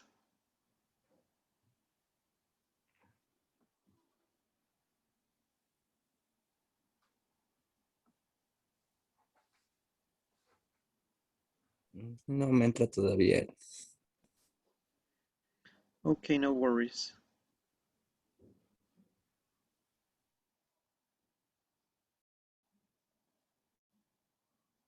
Let's wait for your classmate a little bit.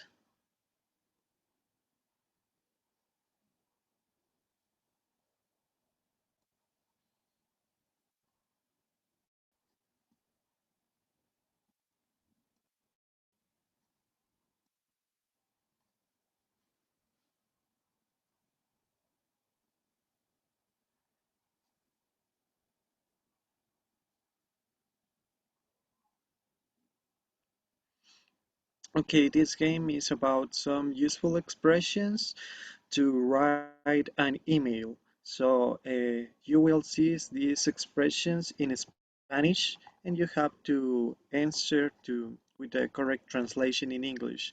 So now we are ready to start. We are 32 players and we will start now. So if you have any question, please let me know. Yeah, this, as you can see here, are the two teams, humans versus zombies. Okay, so we're going to start the game.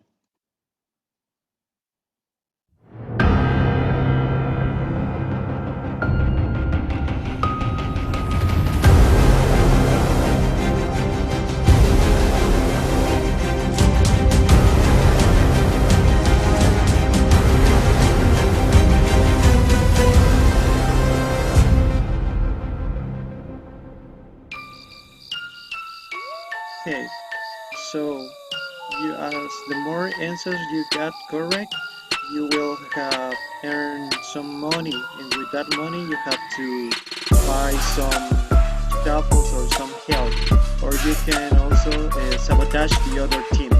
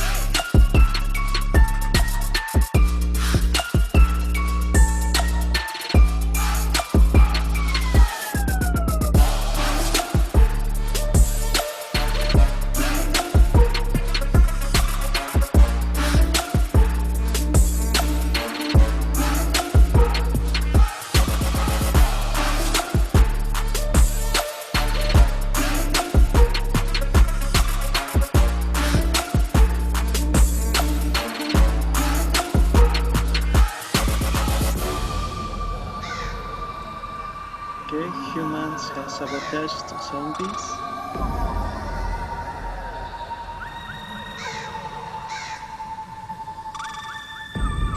So if you have money, you can buy some upgrades or sabotage the other team.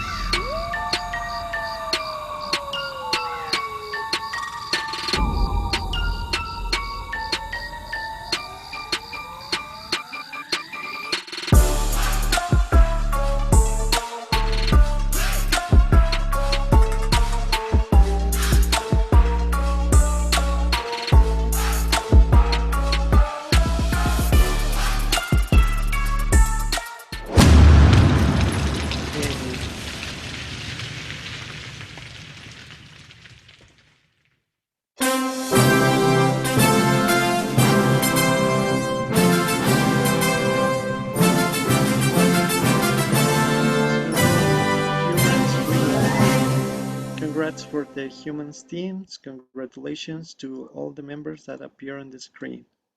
Congratulations to Gabby, Annabelle, Lisette, Tanya, Stephanie, Melanie, Juliet, Angie.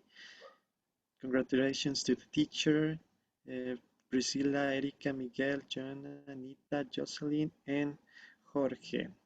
So that was the first activity. I hope you enjoy it. And now we're going to pass to the next activity, guys. So for this activity, I'm going to share again the screen. Here's so now we are going to think of how to communicate, to transmit some good news or bad news to someone that is closer to us. For example, it could be a family member. Okay, vamos a ver cómo podemos transmitir buenas noticias o malas noticias a personas cercanas a nosotros, como podría ser nuestros familiares, amigos, así, ¿ya? Entonces, as you can see, we have in here some examples, one example for good news and one example for bad news. And I'll give you 2 minutes for thinking, or if you have a paper, write your example. You have to write one example of giving a good news and one example of giving a bad news. So the example for the good news is like to say, congrats, you approved the exam or you passed the exam. For example, this message we can say to a classmate that had an exam, an important exam, and he just passed or approved the exam. And for example, of the bad news, you can say, sorry, you did not get the job. Okay, so now you have 2 minutes. You have the red light. 2 minutes for thinking, one example of good news and one for bad news. The time starts now.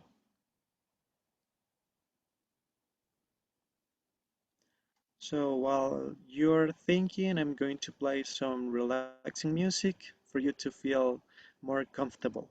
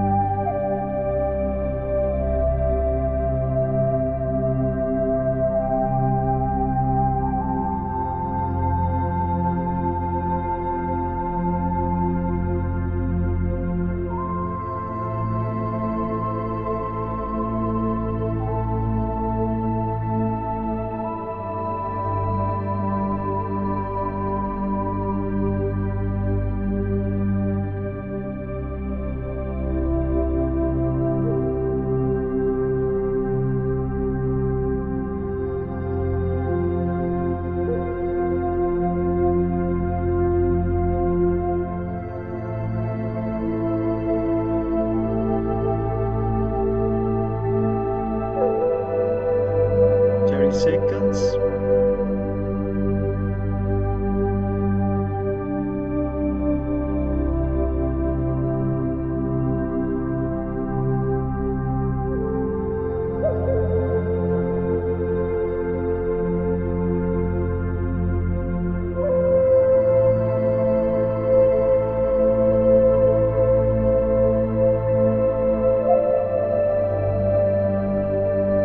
Okay, so the time's over. And please, I want to hear from Lisette. Can you give us your example of a good news? ¿Mi ejemplo? Yes. A ver, yo le puse en la primera congratulations for such a beautiful job. For such a beautiful job. Yeah, that's a good example. Thank you. You know, we can say congratulations or congrats. Congrats is a more short way to say the same. Congratulations. Okay, thank you, Liz. Now I want to hear an example of bad news from Jennifer. Please, Jennifer. Bad news? Yes. Okay. Sorry, you did not pass your driving test. You did not pass your, can you repeat me that part, please? Driving test. Your driving test. Yeah, driving test. Okay, thank you, Jennifer. So now I need one more example from. I want to hear from Stefano. Give us your example of a good news.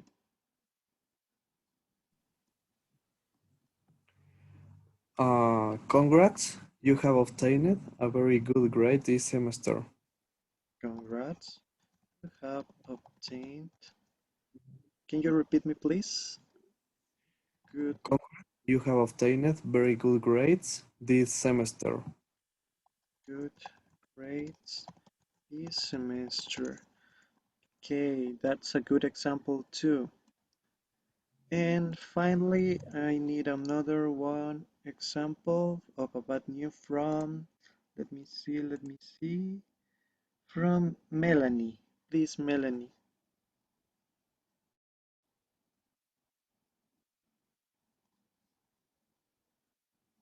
Are you there, Melanie?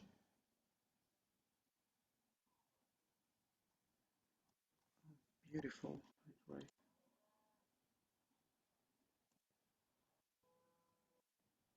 Pass. Okay. Pass your example. I have, yeah, beautiful. Okay, so please help me, Annabelle.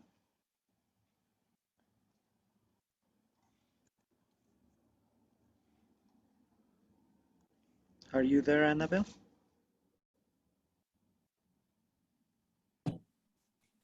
Teacher. Ok. Em, Ayúdame con el ejemplo de una noticia mala, ¿ya? mm, puede ser una muerte. Eso no lo entendí. Okay, it could be that, for example, it could be sorry, but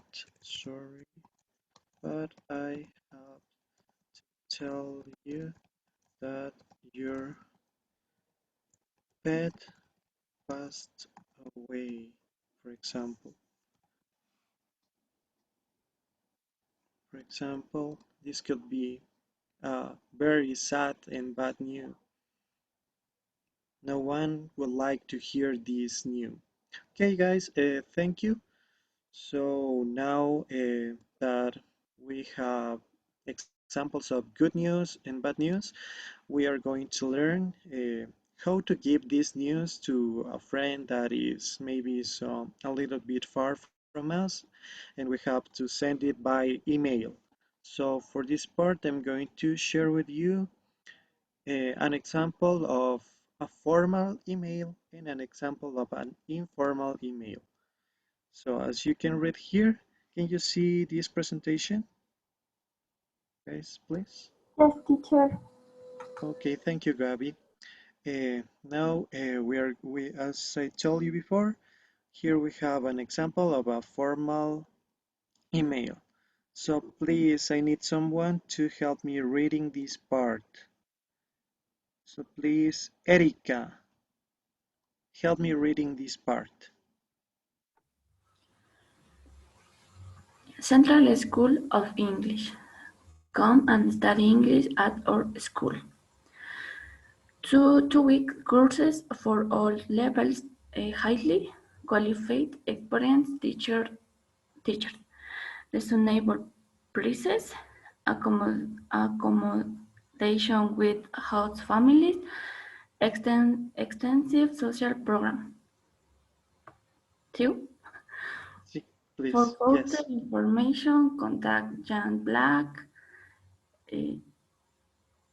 Okay, it's okay, the email.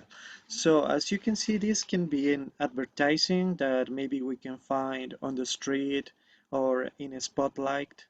Puede ser un aviso, ¿no es cierto?, que encontremos pegado en la pared, en la calle, en un poste de luz. Y en este caso nos llama la atención que nosotros queremos aprender inglés. We want to learn English. So, for this reason, what type of email could you send if you want further information, if you want more information about this course? Okay, si nosotros queremos saber más información, ¿qué tipo de correo podemos enviar a este email que nos aparece aquí? ¿Será formal o informal? Formal or informal?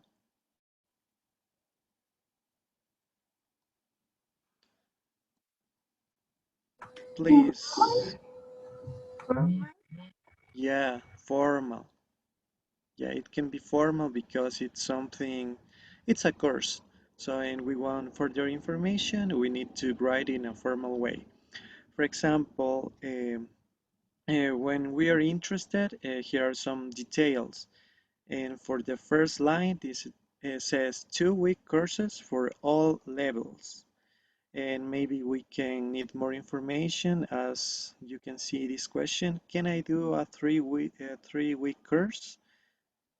Okay, and maybe how much exactly is the cost? We want to know the cost. Or for accommodation with host families, with other students, uh, or on my own.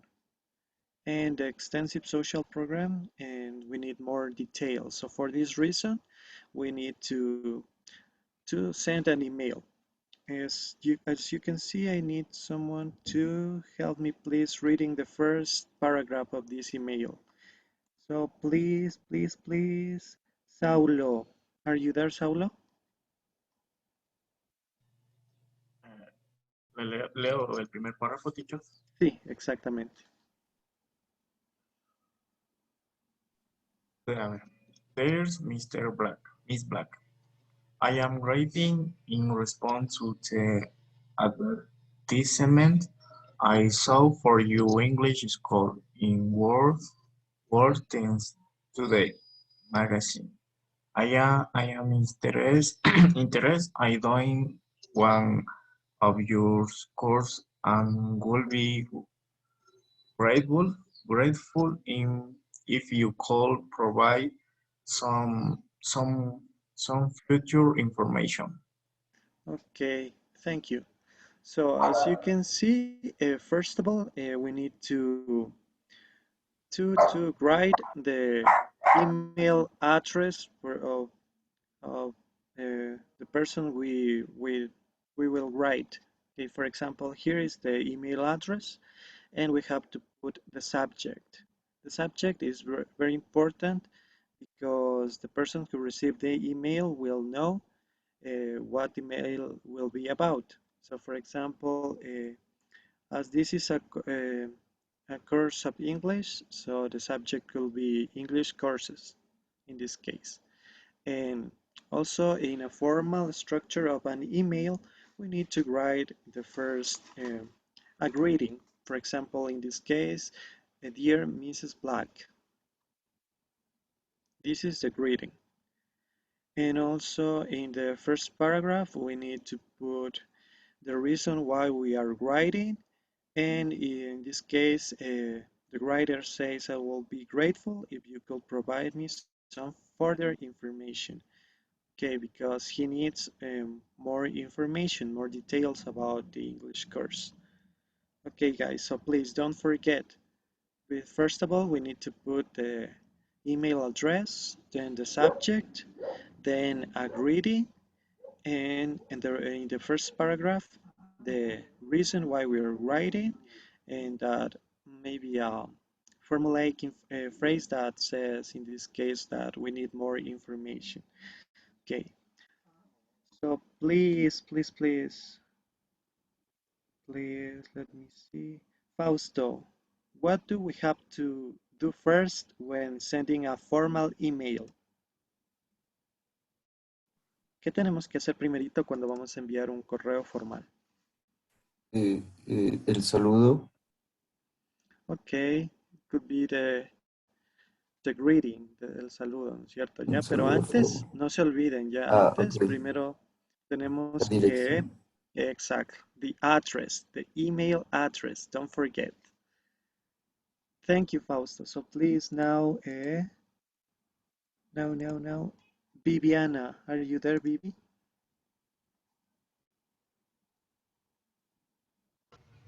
Sí, teacher.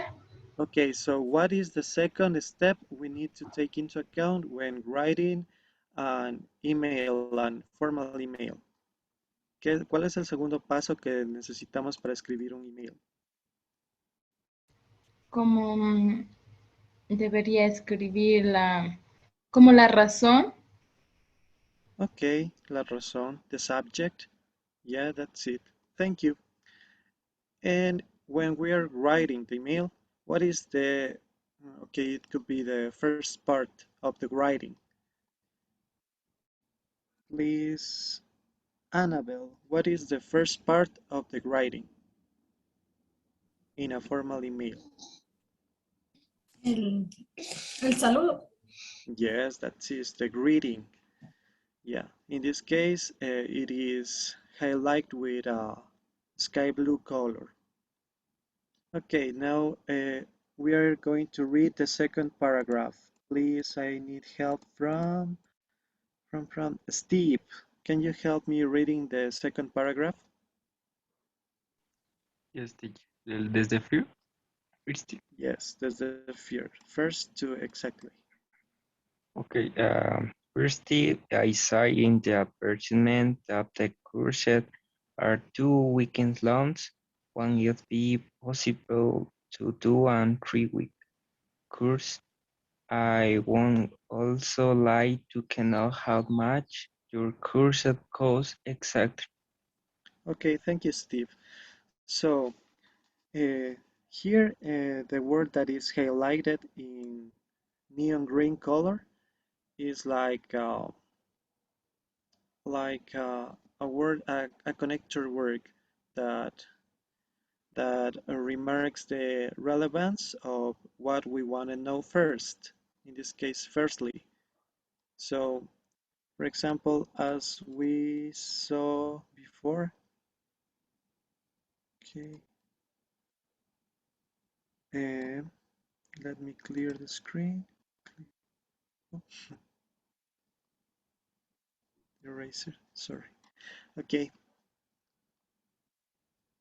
so the person who writes this email wants to know exactly if he or she can do a 3-week course that will be a week, more a 1 week longer, and he wants to know the cost. So for this reason, those questions appears in the second paragraph because are the questions that have more relevance.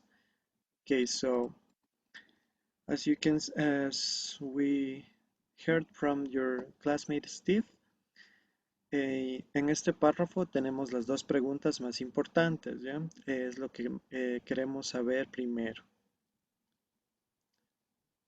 Okay, so please, I need someone else who helps me reading the third paragraph. Jimmy, please help me reading the third paragraph. Secondly, Yes. okay, secondly, your adverts mention accommodations with host families. Could you tell me if I will be staying on my own with the host family or if there will be other students staying there as well? Okay. Thank you, Jimmy. This could be the third question that says, with respect to accommodation with host families. The person who writes the email wants to know if there will be more students with him, living with him, or he will be on his own. Okay. Here we put another question because we need further information about the courses. And as you can have noticed, the language is very polite, es muy educado el lenguaje, ¿no es cierto?, que utilizamos en este correo formal. And please, I need someone else who help me reading the last paragraph. Please, Luis, help me reading the last paragraph. From finally to program. Okay. Finally, I have a question about the social program. Would you mind sending me more details about this? I am very keen on support and I would like to know if there are any sport activity included in the social program. Okay, thank you. Okay, thank you. And finally, we need to put a kind of signature that, como para poner, digamos, atentamente o in this case, I look forward to hearing from you. Ya, es como decir, estoy pendiente de recibir su respuesta. I'm look forward to hearing from you. Y aquí ponemos atentamente, yours sincerely, y ponemos nuestro nombre. In this case, Lily Song. Okay, so here we have some tips for writing a formal email. Please, please, please. Gabriela, help me reading the first one. Yes, teacher. If you know the name of the person you're writing to, use Mr. for a man and Miss for a woman. Okay, yeah, this is important. Por ejemplo, podemos decir si sabemos a quién nos referimos, el sexo de la persona a quien le vamos a escribir. En español sería el equivalente a decir señor o señora o señorita, ¿ya? For example, in English, for men we say Mr. and for woman we say Mrs. or Miss. Please, I need another one. Another student. Miguel, please help me reading the second tip. Start by saying why you are writing or what you are responding to. Yes, that is the subject, the reason why we are writing the email. Okay, so as you can see, I'm writing in response to. This is a useful phrase to write this kind of formal emails. I'm writing in response to. Estoy escribiendo a razón de, en respuesta a. Ya, por ejemplo, aquí está escribiendo en respuesta al anuncio que vio en una revista. Okay, so please, Anita, help me reading the third tip. Use indirect questions such as I would be grateful if you could to ask for information politely.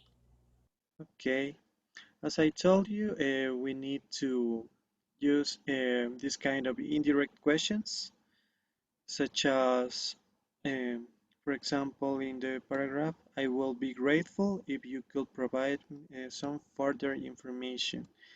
Ya, esta es una especie de pregunta indirecta, ¿cierto? En español sería, yo estaría muy agradecido si usted podría ayudarme con la información que necesito, con más información. Si puede proveerme más información. Ya esta sería una pregunta indirecta y es una forma muy educada también de pedir las cosas en este caso. Es muy formal y muy educado. So please, Priscilla, help me reading the fourth tip. Therefore, Yes, for they use words like firstly, secondly, and finally to order your point. okay, thank you, Priscilla. Yes, as I told you, it's important to establish the priority of our questions in this case. For example, the first questions that the writer comment were about if she can do one more week of the course and the exactly cost of this course. And then secondly, another question, and that's it. We need to prioritize our questions. Then please, I need from Brian, help me reading the tip number 5. Use this standard phrase to finish a formal letter or email. Okay. So this is an standard phrase. For example, I look forward to hearing you. Estoy pendiente de saber, o bueno, ¿cómo podría ser? I'm look forward to hearing from you. Estoy Pero al ansioso. pendiente. Ajá, estoy ansioso de escuchar Sí. Los Puede temas. saber una Pues. respuesta pronta, también podemos decir. Ya. Y finalmente, please, Tania, help me reading the tip number 6. Yeah, if you bound the email with dear and the name of the person, finally with yours sincerely. If you have used dear, sir, or madam, finally with your find fully. Faithfully, yes. So this means that if we start an email with a greeting, for example, using dear or sir or madam, we need to end with yours sincerely. In this case, esta parte es como para decir nuestra atentamente. Sí, es como un atentamente y el nombre, nuestro nombre, nuestra signature in this case. So as we learn how a formal email is structured, now we are going to see the opposite, how an informal email is structured. And we are going to learn some useful tips.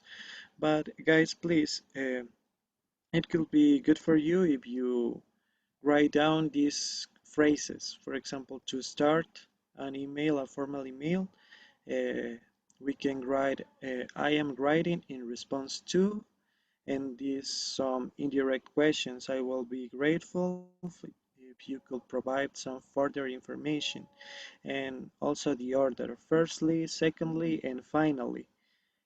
And these greeting phrases. I look forward to hearing from you. Yours sincerely. Okay. Now we are going to see another example of an informal email, and we are going to see the difference between these two emails. Okay, so please, who hasn't participated yet? Jocelyn, please help me reading the paragraph number 1. From this to this. Jocelyn, are you there? Or please, Michelle, help me, Michelle.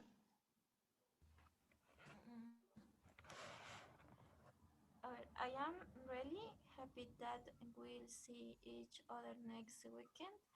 I friends of my place in Bath and they are going to play a small concert or Friday evening. Would you like to go and see my friends playing with her group? Okay, thank you. Now, please,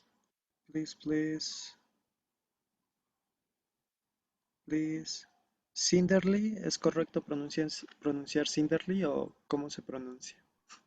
Sí, teacher, está bien. Ok, gracias. Ayúdame leyendo el segundo párrafo, por favor. Yeah. We need to decide what to do on Saturday. We could either take a trip down the river. Cycle in what? I'm sure you love the beautiful scenery.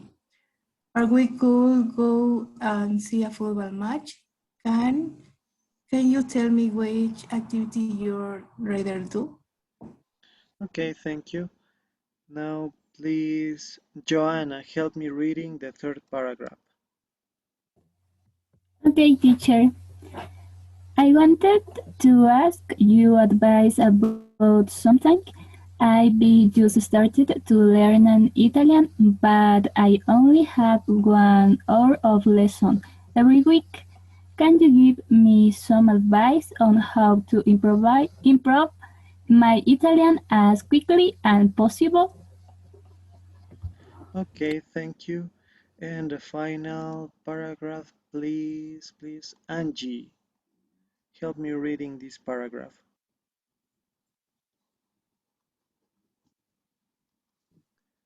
Yeah. El tercero? Yes, it's just Just the one final. final thing. You told me in your last message that you have a new skateboard. Could you ride it with you to Scotland? I'd love to have a go on it. All the best, Chris. Okay, so this is an email that a person received.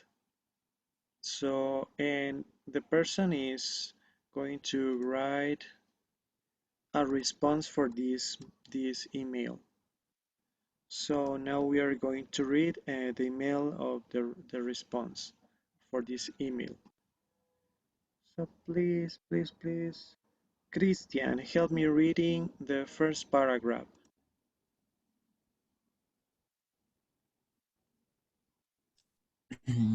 Desde Sourbat, desde Sourabao. Oh, thank Okay, from hi Chris to visit. Okay, okay.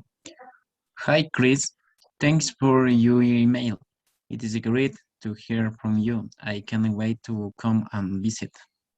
Okay, thank you. Please now, Juliet, help me reading the second paragraph from so to it. So about a Friday, love to see your friends. And what kind of do they play?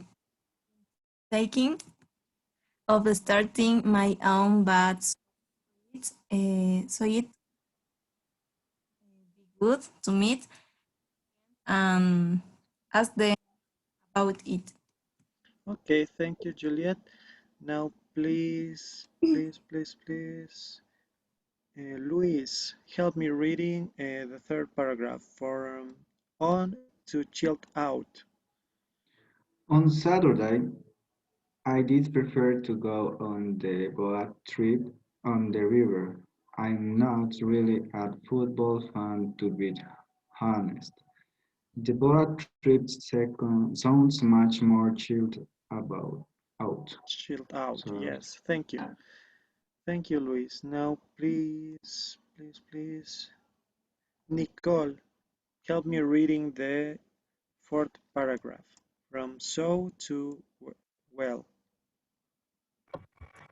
So you're learning Italian? I am impressed. Why don't you try and find an Italian to practice speaking white?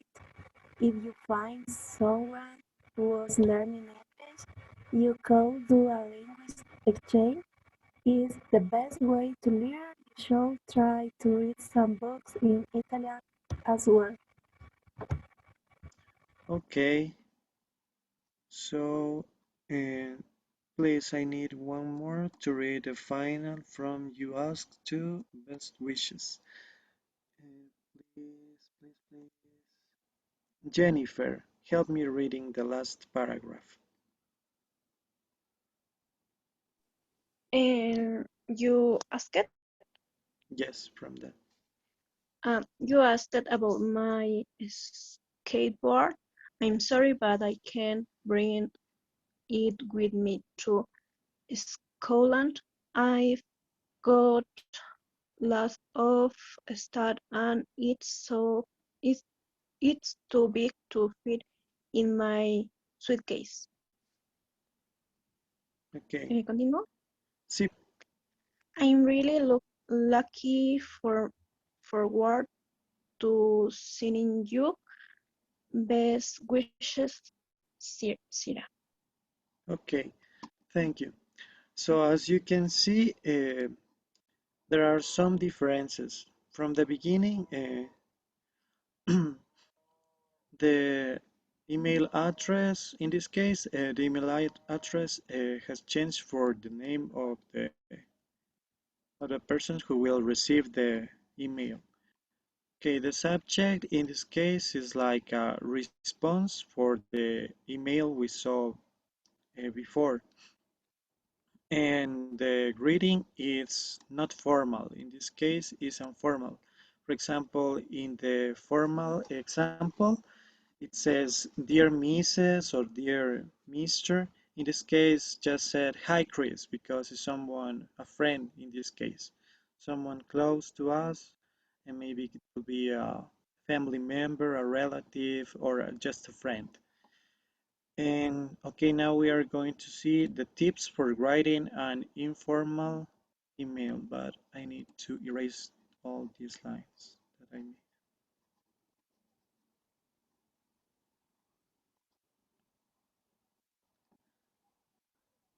Yeah.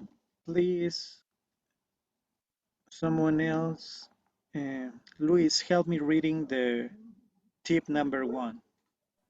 The tip number 1, use formulaic expressions to start and finish your email. Yes. So as you can see, for in this case, uh, we can write some of these formulaic phrases. In this case, thanks for your email because it is a response of the mail he received, and it's great to hear from you. This is a kind of greeting too. This can be good for the first line, for the introduction of the email, and for the final line of the email. In this case that says, I'm really looking forward to seeing you.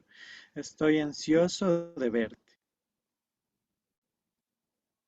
Okay, in the second tip, it says use I'd prefer plus infinitive to say which option you want to do. For example, I would prefer to go on the boat trip on the river.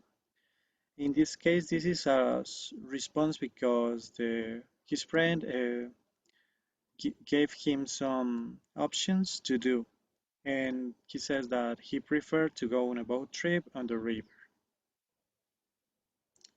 For the tip number 3, that says use informal words and expressions.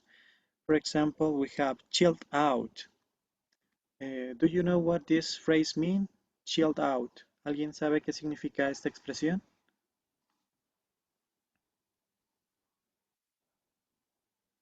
Okay, this means, in this case dice that boat trip sounds more chilled out. Suena más relajante. En este caso decimos chilled out, relajante. And here we have another phrase. This is informal phrase that says lots of stuff.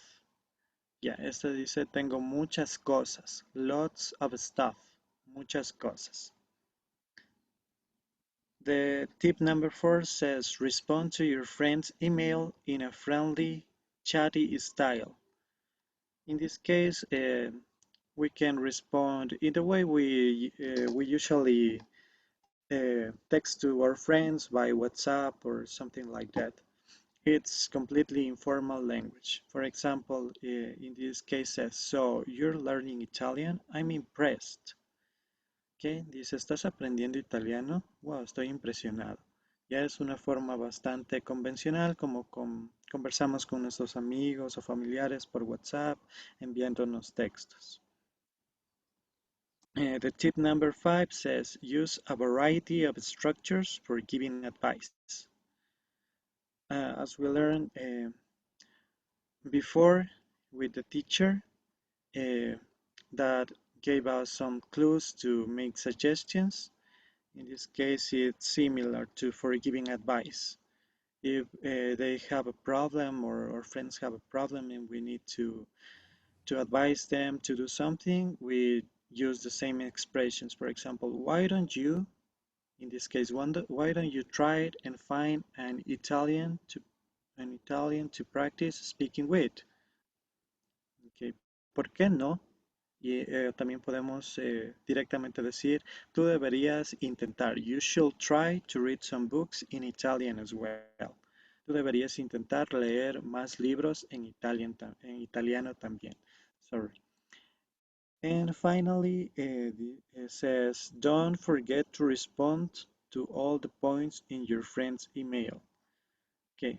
En este caso, por ejemplo, se estaba casi olvidando de responder a la pregunta que le decía si es que puede llevar su skateboard Pero él le responde, in this case, you asked about my skateboard. I'm sorry, but I can bring it with me to Scotland because I got lots of stuff and it is too big to fit in my suitcase. Y en este caso le dice que no la puede llevar, no puede llevar su patineta porque tiene muchas cosas en su maleta y no le cabe. Okay, and as I told you, the formula expressions that says, I'm really looking forward to seeing you. Estoy ansioso de verte.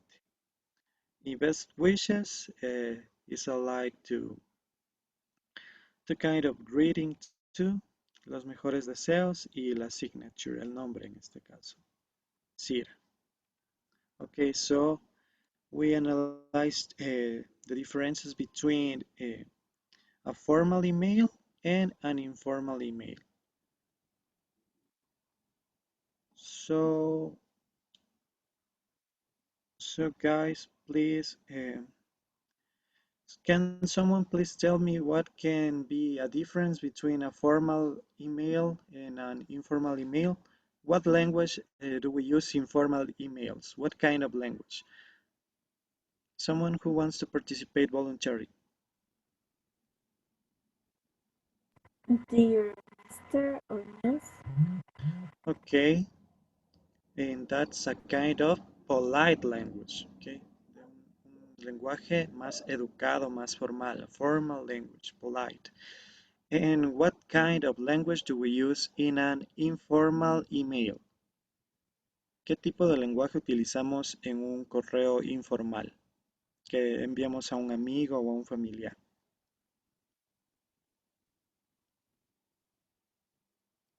Someone? Como por ejemplo decía, hi Chris. Yes, hi Chris. That is informal. Okay, es un lenguaje cotidiano que podemos utilizar con personas que ya tenemos cierta familiaridad, por ejemplo, un amigo o un familiar. Yeah. When do we use formal emails? ¿Cuándo enviamos correos electrónicos formales?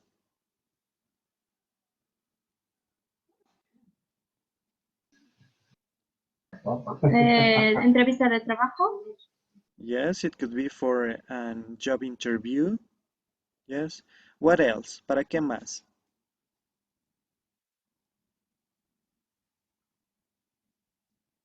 ¿Para qué más utilizamos, podemos enviar un correo formal? Para realizar algún trámite o solicitud. Yes. Ok. And someone else, ¿para qué más? Ya tenemos para una entrevista de trabajo, un trámite, una solicitud. ¿Para qué más? En la Para una universidad. invitación. Ok, también. It could be for an invitation. Also, in the university, for what purposes do we need to send formal emails? Trámites legales. Ok, trámites legales también puede ser. Ya, muy bien, chicos. Entonces, ¿y cuándo podemos enviar un correo electrónico de forma informal? ¿Por qué motivos podemos enviar? A social situation. Okay, a social situation. And the same that we saw in the at the beginning, for giving good news or bad news too.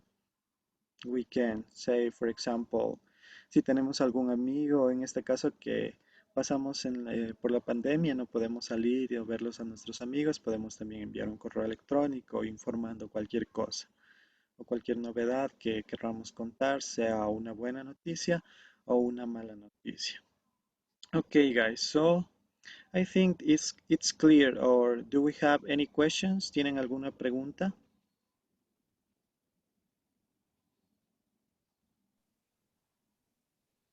Okay, so no questions? No questions. If no questions, sorry, Diego, that I interrupt you, but it's already, it's almost 10 o'clock. And at 10 o'clock, we usually have a longer break. So students can go and have some breakfast, and me too as well. So Okay. we're going to have the half an hour break that we usually have, and then you continue with the rest of your class, okay? Okay, teacher. So thank you guys. Now we have to go to our break. Yes, enjoy the break, guys. You know, you can go for a drink, you can have something for breakfast, stretch a little bit, and wash your face if you need to come back with energy. And then we will continue with these formal and informal emails.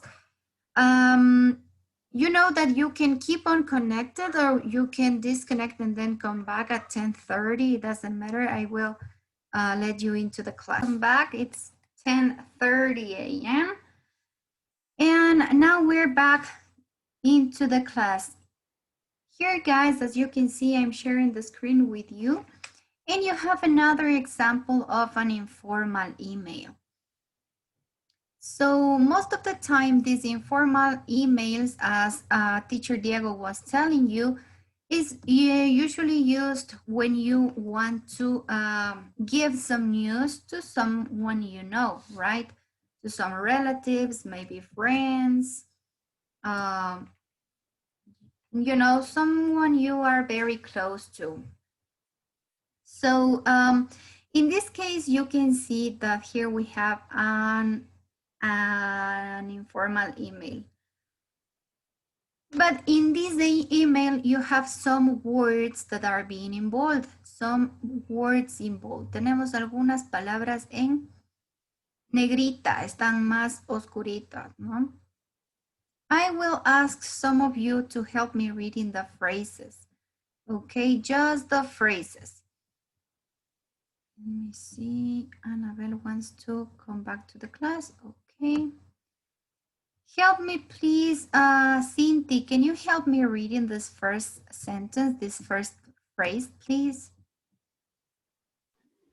You won't believe this, but. Exactly. You won't believe this, but. Then we have another sentence. Can you help me reading this one, please, Jennifer? And what's really exciting is that. And what's really exciting is that. Sí, and what's really exciting is that. Y lo que es más emocionante es que, sí, and we have a third phrase right here. Please, Brian, could you help me reading this one, please? But the best thing is that. Exactly, but the best thing is that. So beside the phrases you saw with teacher Diego, you can also use these three phrases when you're giving some news, okay? So maybe if they are good news or bad news, you can use both, but be very careful with the adjectives, okay? For example, if you're giving a good news, you can start with this phrase, you won't believe this, but. Si esta es una buena forma de introducir una noticia buena en un mail o en una conversación. ¿Sí? You won't believe this, but. No me vas a creer esto, pero... Y ustedes ahí cuentan lo que pasó. And what's really exciting is that. Cuando ustedes están hablando o dando buenas noticias, pueden ocupar esta frase como para seguir hablando del tema, ¿no? And what's really exciting is that. Y lo que es más emocionante de esta buena noticia es que. Y ustedes pueden comentar. And what is really exciting is that I won a prize. Sí, lo más emocionante es que gané ese premio y es gratis. And it's free, let's say. And the last phrase we have is, but the best thing is that. Pero lo mejor de todo. Sí, aquí es cuando ustedes todavía quieren seguir conversando, todavía le van a dar un poquito más de larga a la conversación o al mail y quieren contar qué fue lo mejor de todo lo que les pasó de esa buena noticia, qué fue lo mejor. In this case, the phrase is, but the best thing is that. Sí, pero lo mejor es que. So, I will share the screenshot with you on WhatsApp so you can also have the phrases. Y como para tener un extra de frases, también van a tener este WhatsApp. And we have some other phrases. Sorry to bother you, but yes, we have some extra phrases in order to continue with an informal email. Tenemos frases que nos permiten añadir más información cuando ustedes están, por ejemplo, dando una noticia o hablando de algo en un email. Pueden ocupar un par de frases adicionales que les pueden servir para añadir información. Todas son sinónimos, pero nos sirven mucho para no redundar, para no ocupar la misma frase siempre, ¿sí? We can use in addition, we can use apart from, and we can use besides. So, can you please help me reading the first phrase, this phrase A? Help me reading this phrase, please, Michelle.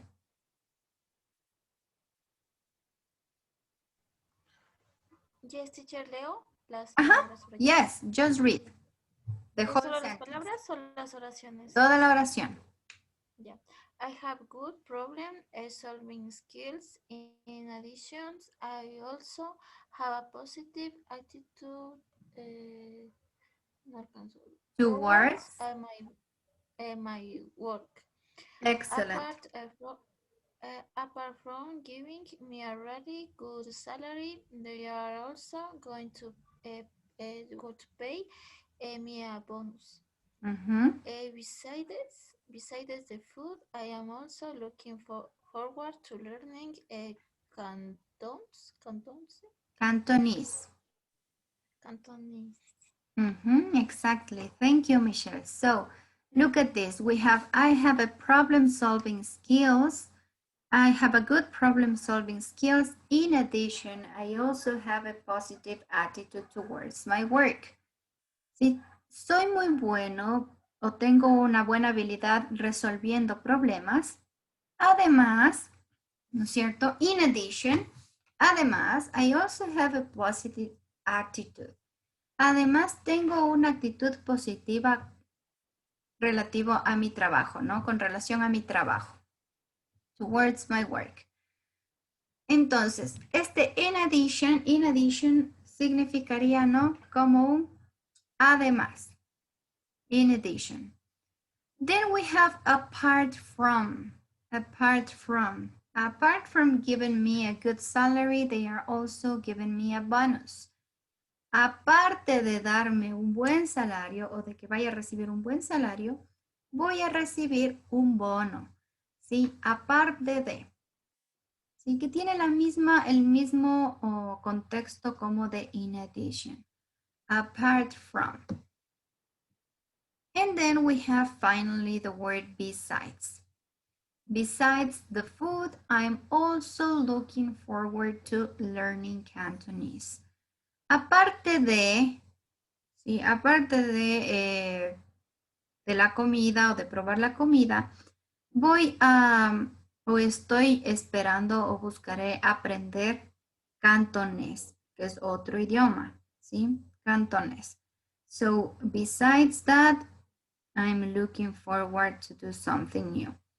Además de o aparte de la comida, yo voy a aprender cantonés. Entonces, estas tres palabritas, in addition, apart from, and besides, ¿para qué nos servían, Angie? Can you tell me when do we use these three words?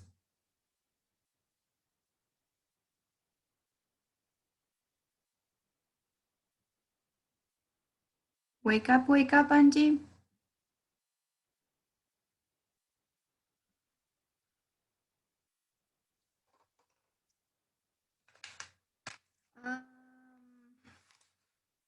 Angie is not here. Yes, okay. Teacher, ¿se escucha? Yes, Angie. When do we use these words? ¿Cuándo ocupamos in addition, apart from, or besides? Para añadir información. Exacto. To add extra information, no? To add information in the informal email. So don't forget about these words, guys. No se olviden de estas palabritas que tenemos aquí y las frases que acabaron de ver. Las tienen también en el grupo de WhatsApp, so it's not gonna be a problem. You can continue with Teacher Diego, so I won't bother you more, but you need those phrases in order to complete Teacher Diego's classwork as well.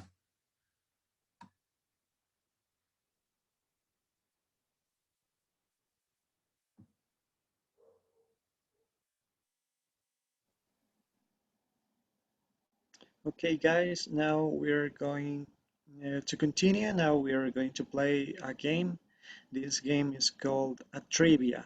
So for this activity, I need you to be divided in two teams. So for that, I will give you 2 minutes to make two big groups of 16 students.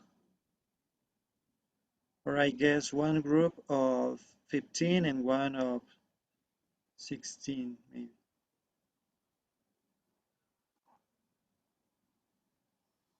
So you have 2 minutes. Ya, tienen que formar dos grupos, ¿ya? Vamos a trabajar en grupos. Vamos a hacer dos grupos de 15 estudiantes, me parece.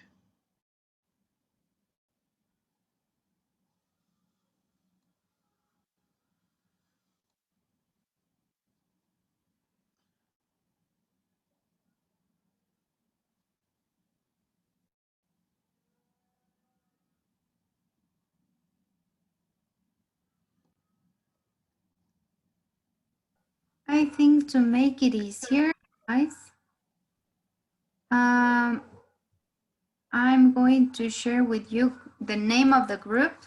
So group number 1, it's going to be, check your WhatsApp group, guys. Check to your WhatsApp group. Group 1 will be with next people. The next people, it's going to be in group number 1, okay? Group number 1. Teacher, Yes. no nos llega nada al WhatsApp, ni la anterior imagen. Thank you for giving me your, sorry guys. Siempre les envío, me equivoco de chat con ustedes. 95N, thank you, sorry. I will give you the hints, okay? Just give me share 95N. Okay, now you should be getting the information. Sí, ahora sí ustedes ya deben ir teniendo la información. Ahorita les va a llegar, deben tener el formal mail.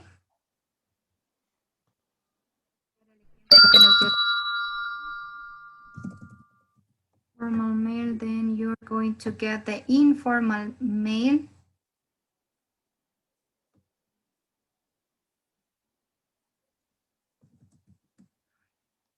The other group must be hating me because I'm sending this information to them. Informal mail. Now you have the, let me share with you, these are the phrases I already gave you. The ones that we saw from the book.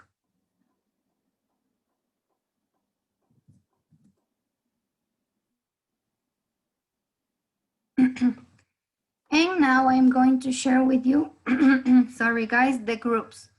Okay, this is going to be group number 1.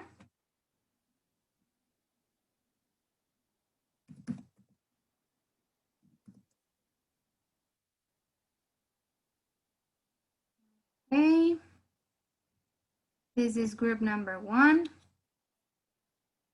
And let me see number 2 so you can know who's going to be part of group number 1, okay?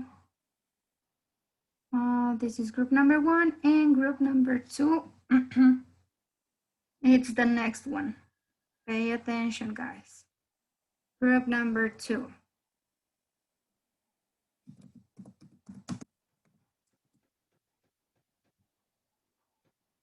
Now you're getting the information, right? Ahora sí ya les llegó todo lo que debía llegarles.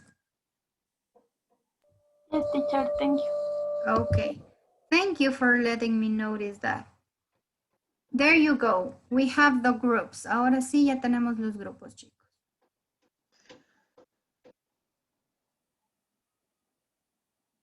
Okay, now that you have the groups, please you have to choose a leader of one group of each group. One person will be the leader of each group. So you will have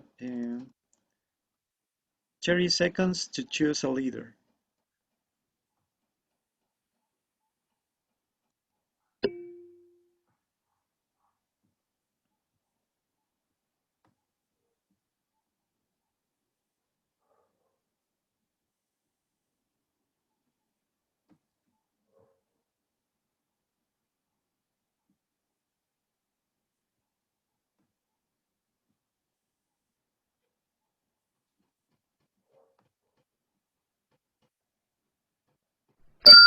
Okay, so please tell me the name of the leader of the group number 1.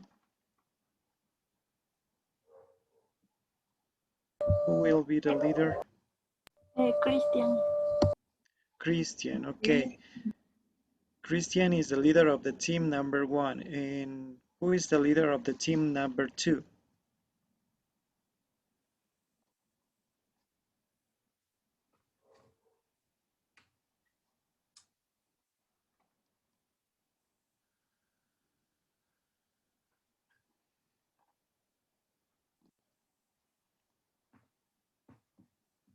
Group Okay, number 2. Jimmy. Jimmy, okay. That's okay, Jimmy. a good choice. Okay, so as I told you, we're going to play a game that I'm going to create the 2 teams. So the leader of the first team will choose one of these categories, and we are going to a question will appear, and if the team 1 answers correct the question, will gain the points that you see in the squares, and if the team 1 falls, the team 2 will answer, and the team that has the correct answer will gain the points. So please, Christian, uh, you're going to start, please, with vocabulary for 100 points. This question is for you. What is etiquette? Do you know what is etiquette?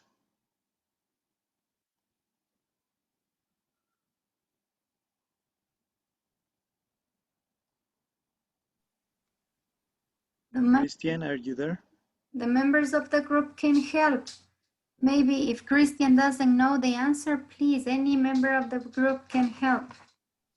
¿Cuál es la etiqueta? ¿Quiere decir? Yes.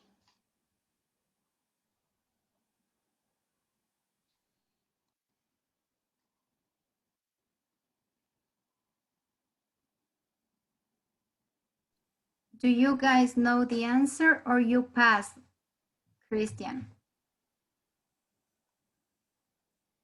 No entendemos, teacher.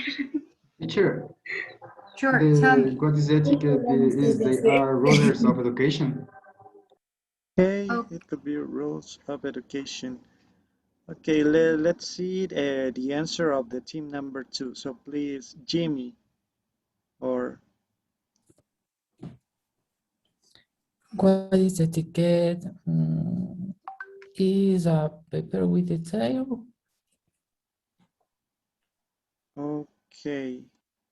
So we are going to see the answer, and the answer that is more similar to the correct one will gain the points. So, okay, it's a code of ethical behavior, so I think that the group number 1 has the points. So, okay, so the next one, The leaders can talk with their groups in order to know to talk about the questions, and whatever member of each group can participate. Okay, so the second question of vocabulary for 200 points. Please, now we are going to start with the team number 2. Please, Jimmy, what is an email? Or whoever of your team, what is an email?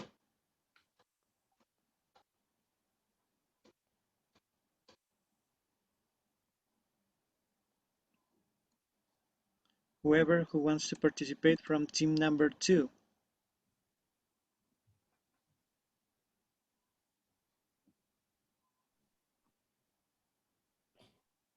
O sea, el significado no Yes. lo Un, entiendo un todavía. What is an mensaje por email? internet. Un mensaje vía internet. Okay. Fausto, you're from team number 2.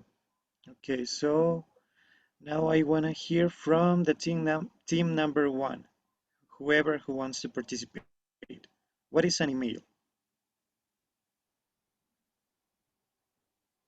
Messages sent by electronic. Okay, so let's see the correct answer. System of sending messages from one individual to another. Okay, so I think that the team number 1 gained points again because they say messages in a virtual way. So 200 points for team 1. Why don't Okay, you choose another column? Maybe let's make a true or false question for okay, 300 points, I think. okay. For 300 points, now we're going to start with the true or false column. Now the team number 1 is going to start. So please, whoever member of this group can answer this question. So the question is, are emails an official form of communication? True. True. Verdadero. Okay. True. Two. True. Okay, and the team 2? What says the team 2? True. True, yeah. So let's see the answer. The answer is yes, it's true. So both teams gain the points. Well, yes, both are winning. Okay, so now let's do another column for 300 points, email tips and facts. So the question is, how does email save trees? Mm, ¿Cómo pueden los correos electrónicos salvar los árboles? Team number ¿Quién me da 2. una? Team number 2 starts this time. Vamos, del equipo número 2. How does email save trees? Because for send an email, we don't need papers. Okay. Okay, What that's about a good answer. group number 1?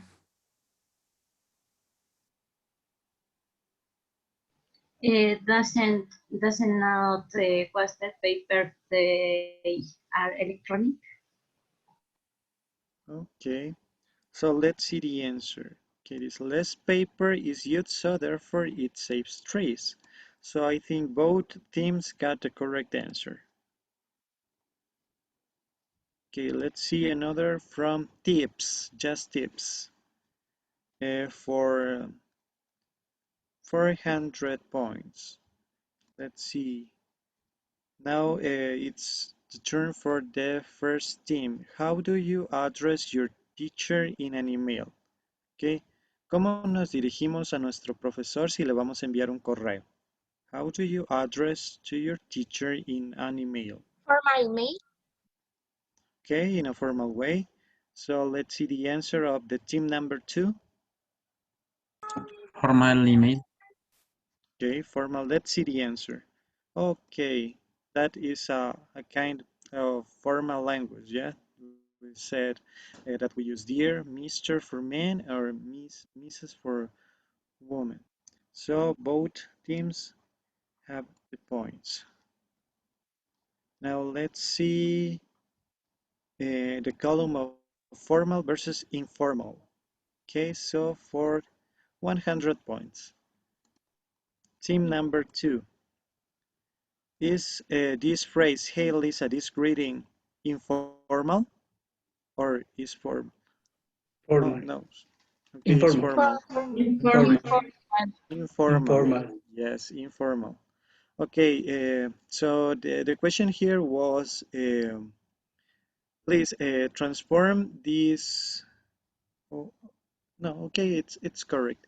So please, team number 1, is this greeting formal or informal? Informal. Informal. Okay, so please now, whoever that wants, please, how can we change this informal greeting into a formal greeting?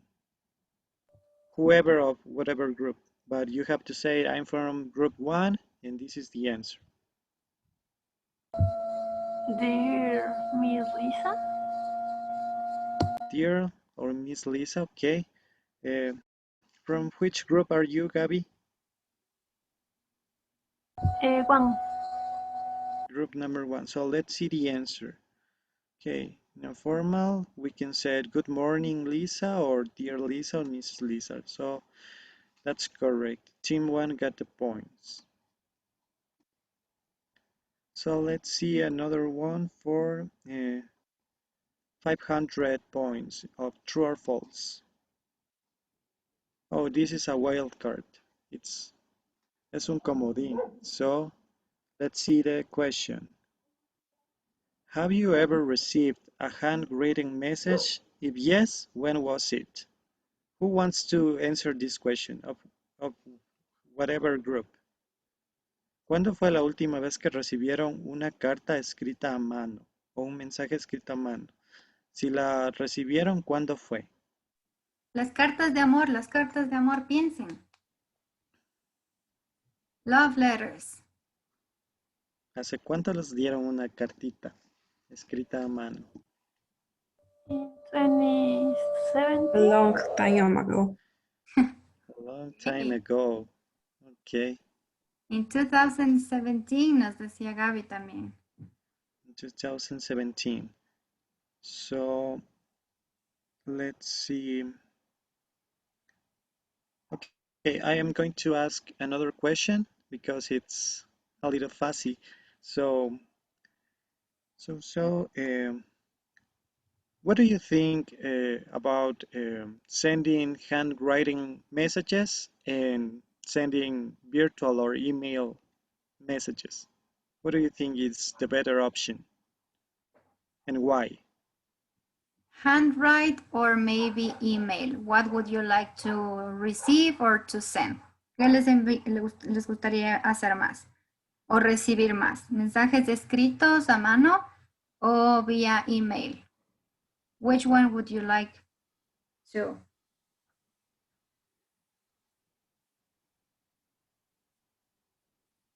Group number 2, Jimmy, which one would you like to receive?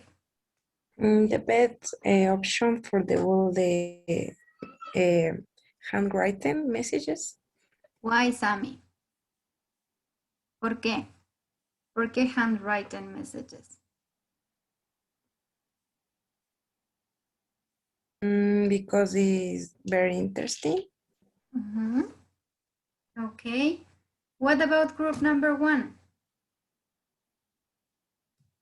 Handwritten. Why, Okay, Cynthia? Cynthia, why? Because the people now don't do it anymore. Yes. Okay, that's Handwriting messages anymore. okay. I think both groups have a good point of view, so I think both receive the points. And let's see for a final question of 500 points. This question will be from vocabulary. Let's see. Do you remember what this expression means? From team number 1 stars. Chill out. What's the meaning of this expression? Relajado. Okay, yeah. And from team number 2? El team number 2 respondió. Sí, respondieron los del grupo número 2. Ok, entonces Group se number llevan 1. los puntos. A ver, Ajá, group group number 2. number 2. Okay. Okay, almost the same score, but team number 1 wins just for 100 100 points. points. So congrats to team 1. Congratulations, guys. Congratulations, guys. Okay, so now you have to do a short task. I'm going to send you the link of a Padlet in which you have to, okay, let me see the chat here. Here is the link of the Padlet in which you have to write an informal or formal email, whatever you want, giving a good news for a friend or something like that. It could be a good news or a bad news, whatever you choose. It could be formal or informal. So for this activity, you have 15 minutes, guys. What do you have to do, Saulo? Can you remember what do we have to do? ¿Qué tenemos que hacer?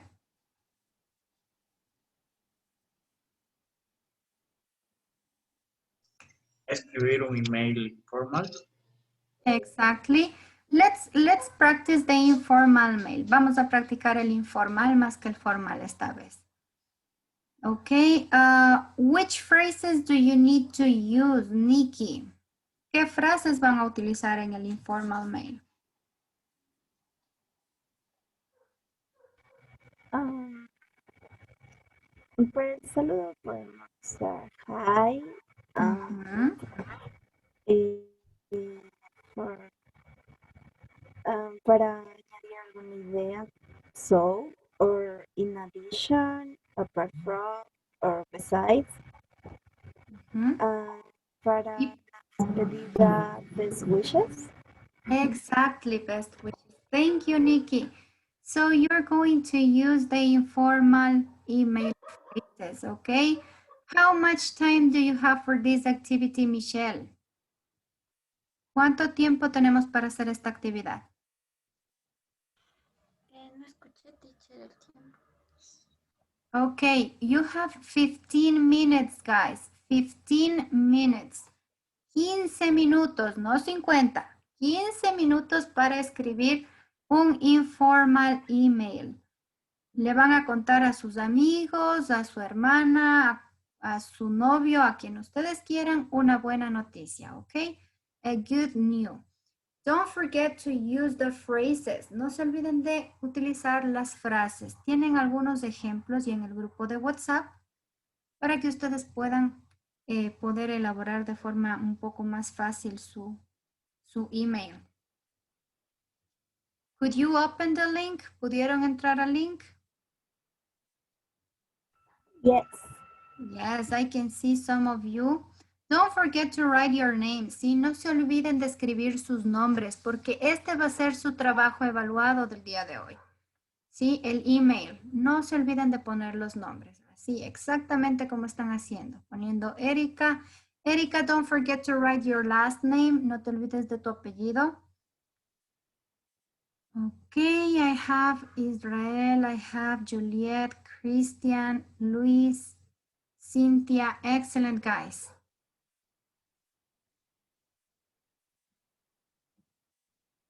Muy bien, vamos escribiendo el email.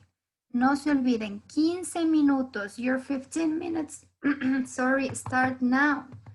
Empiecen ya sus 15 minutos.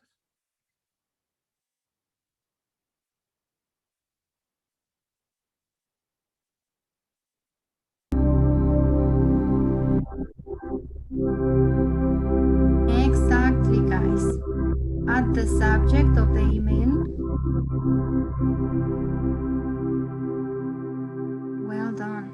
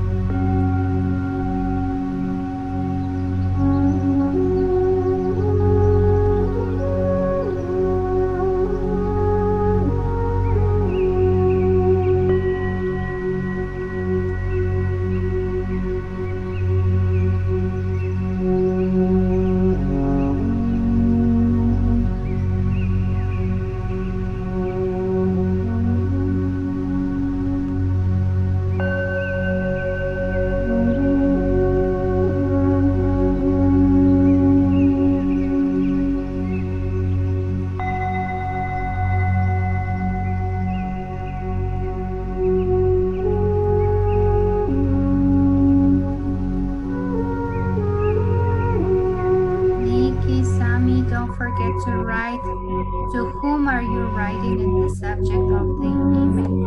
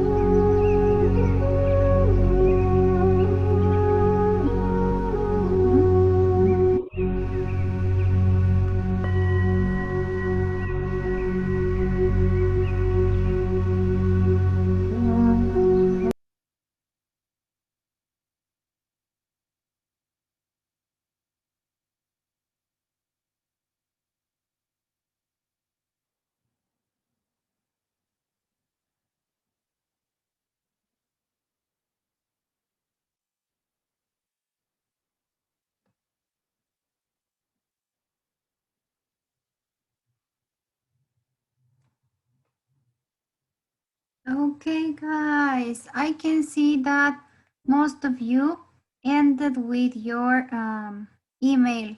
Don't forget, guys, no se olviden de tomar la foto como evidencia de su participación, ¿sí?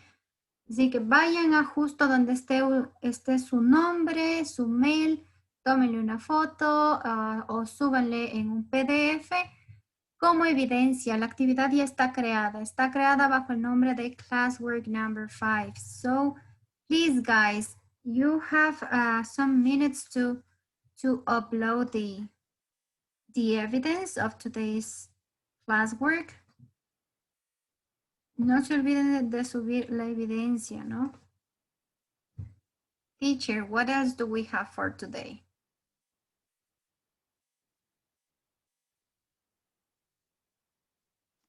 Okay, okay, guys. After that, we are going to play a game of matching words of the components of an email. And after that, just watching a video, and that's it for the class. So Okay, I'm going to share the screen again to find the game.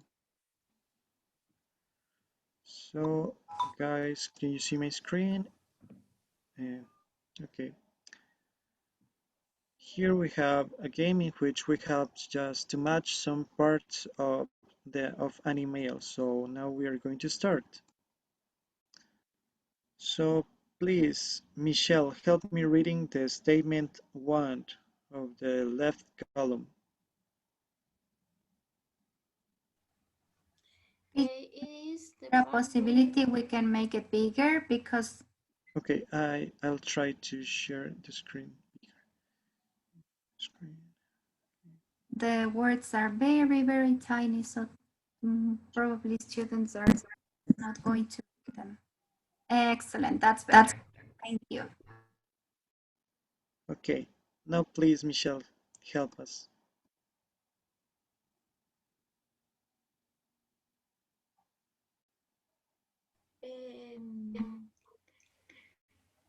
Closing is closing. Help us just reading the statement of the left column. Leo toda la oración. Yes. It is the part where you write the mail of the other people that you will send the message. Okay. Now, please, Michelle, tell me a name of a classmate.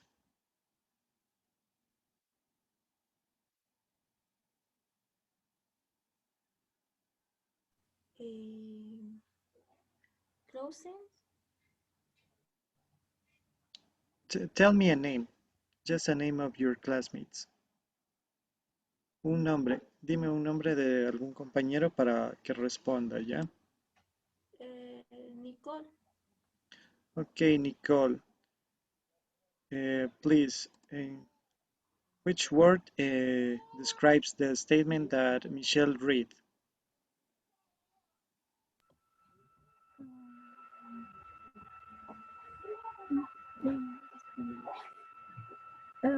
Body. Okay, it's the part where you write the email of the other people that you will send a message. Let's see if it is the body. No, It's not the body. Okay, let's see. It's a part where you write email of the other people that you will send the message. I think it's the address. Let's see if it, yes, it's the address. Don't forget, the address is the part where you write email of the other people that you will send the message. Okay, Cuando that's the ustedes part envían where el mail. Ajá. donde escribimos la dirección de correo electrónico. That's it. The address is that. So please, Nicole, help me reading the statement number 2. Your name written by yourself always in the same way. Okay, tell me a name. Juliet. Okay, Juliet. Please, what part describes the statement that says your name written by yourself always in the same way? We have the signature, closing, body, subject line, opening, and again signature.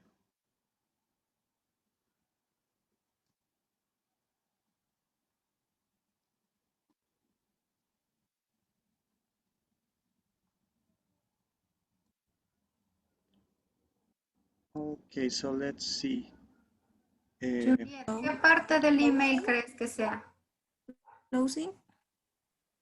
Okay. Maybe, but it Let's says see. your name. Let's see if it's closing. No. ¿Qué parte Juliet crees que pueda ser? Okay, so let's play again. There are just two. Donde tú escribes tu nombre, tú mismo escribes tu nombre ahí en Al el final, email. para despedirse. Aparte del closing, closing vendría a ser como la frase que nos dice atentamente. Signature. Signature, Yeah. okay. No? No, it's not With signature. the other signature, maybe. Okay, that was the other Yes. signature. But yes, it's the signature, es la firma, ¿no? Cuando nosotros firmamos, generalmente decimos o ponemos nuestro nombre, ¿no? Okay, so please help me reading Angie. It is the statement that appears on the left side. Angie, help me reading. It is a brief description of your email. Okay, what part do you think describes the statement that you read? The opening, the closing? Subject line, signature, body. Subject line. Okay, let's see. It is a brief description of your email. Subject line. Yes, that's correct. Okay, let's see. Who wants? Okay, now I'm going to read the statement and I need a volunteer to tell me which word describes the statement. So it is your initial greeting. What could be your initial greeting? Please, Fausto. It is your initial greeting. Opening? Opening, teacher. Okay, let's see if it is the opening. Yes, good job. So now it is all the content. It is the entire message for the person you write. Please help me. Who said? Okay, Nicole. Yeah, that's the body. Let's see if it is the body. Yes, very good. And also we have you write your name here to finish the email. Melanie, help me. You write your name here to finish the email.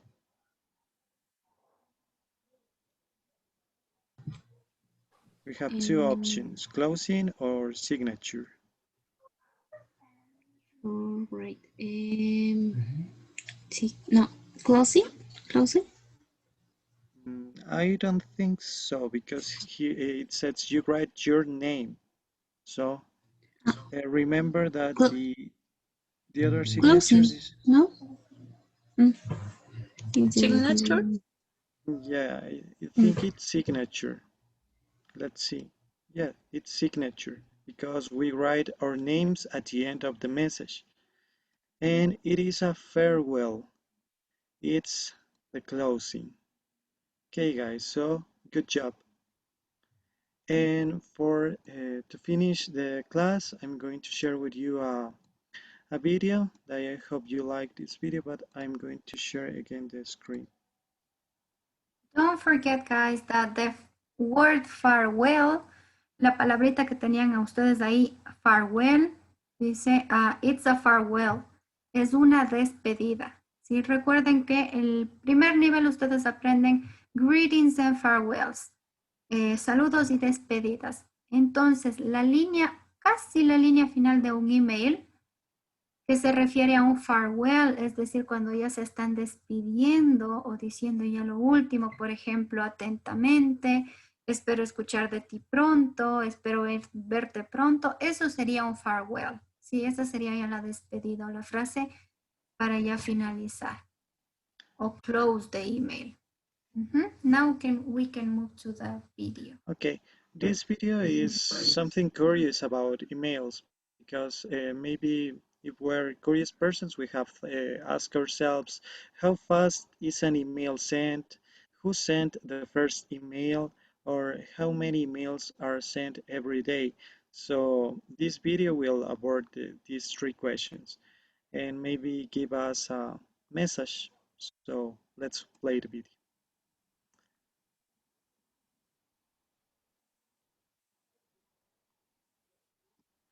Please search.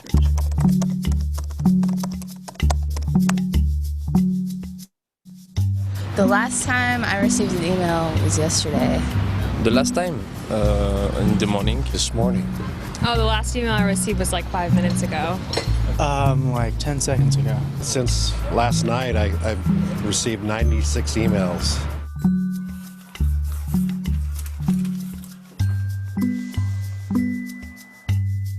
When was the last time I received a handwritten letter in the mail? Oh boy. That's a great question. Probably 2-3 days ago. Probably 2 weeks ago. Like 3 months ago.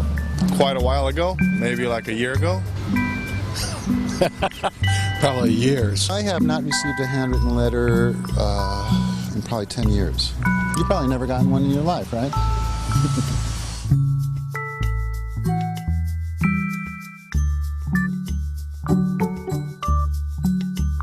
Relatively indifferent. No, I don't want to receive more emails. At some point, I think we just can't deal with that much information at once. It's a little daunting. It's a little overwhelming. You can be half asleep and do an email. There's nothing like you're going to grab and hug. Makes me feel bored. I don't get like a rush like I do when I get a letter.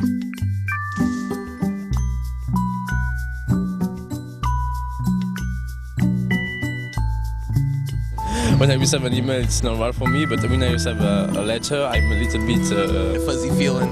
Overjoyed. It makes you feel a bit more, appreciated maybe. That somebody took the time to sit down and write that for me. I know it's easier always to check your phone, receive mail, but I feel like also, we need to keep certain tradition. It takes more thought, and you know that. It'd be a surprise almost. I think we need more of that, and I think it's a lot more personal and intimate. But I just can't get myself to sit down with a piece of paper and write a letter.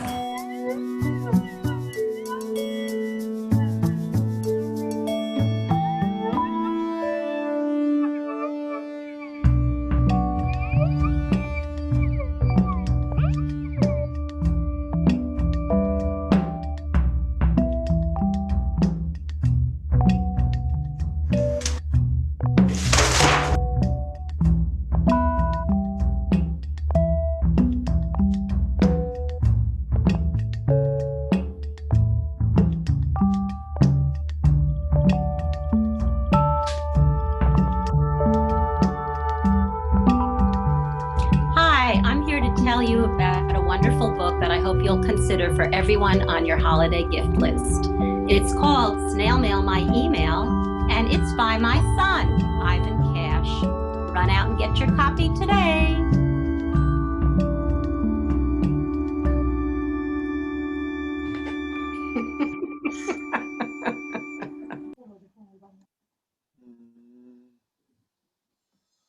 Okay, guys, I hope you liked the video and you have learned something of what a hand and if you want to search or get more information related to the video that we saw, I will give you the link of this web page in the chat. So if you have time or if you want to explore something more, feel free to go to this website and look for some other curiosities.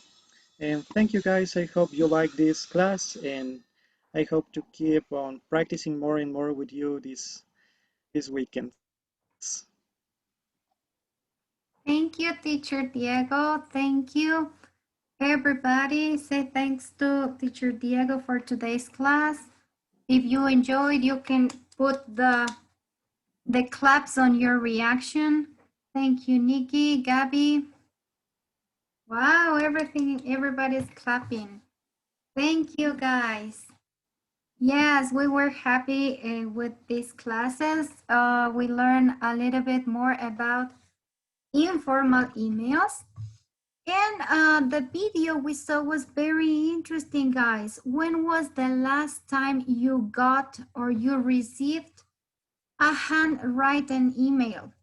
¿Cuándo fue la última vez que ustedes recibieron una carta escrita a mano? Una carta de una postal. Have you ever gotten a handwritten letter? Somebody?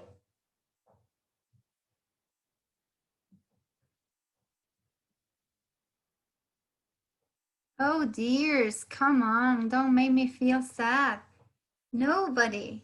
A nadie, a nadie. Pobrecitos mis students, botaditos, nadie les escribe. A long time ago, teacher. A long Nos quieren, teacher. Yes. So before we used to do it more with technology, we have forgotten about these traditions or habits that we used to have before.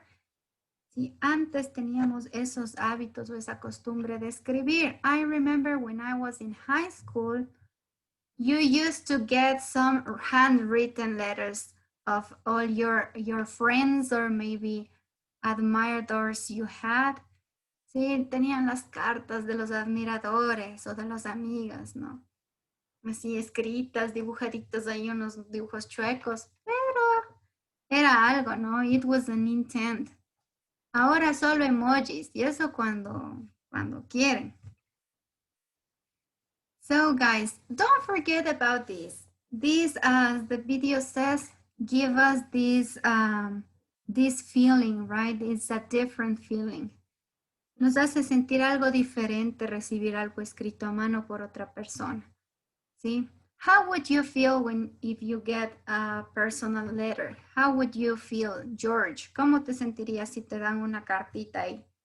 Escrita a mano, dibujada, pintada, así todo bien bonito, dedicándole todo el amor a George. How would you feel, George? No sé, feliz. Creo que es algo que toma tiempo y es un bonito detalle, creo. Yes, it's a nice detail.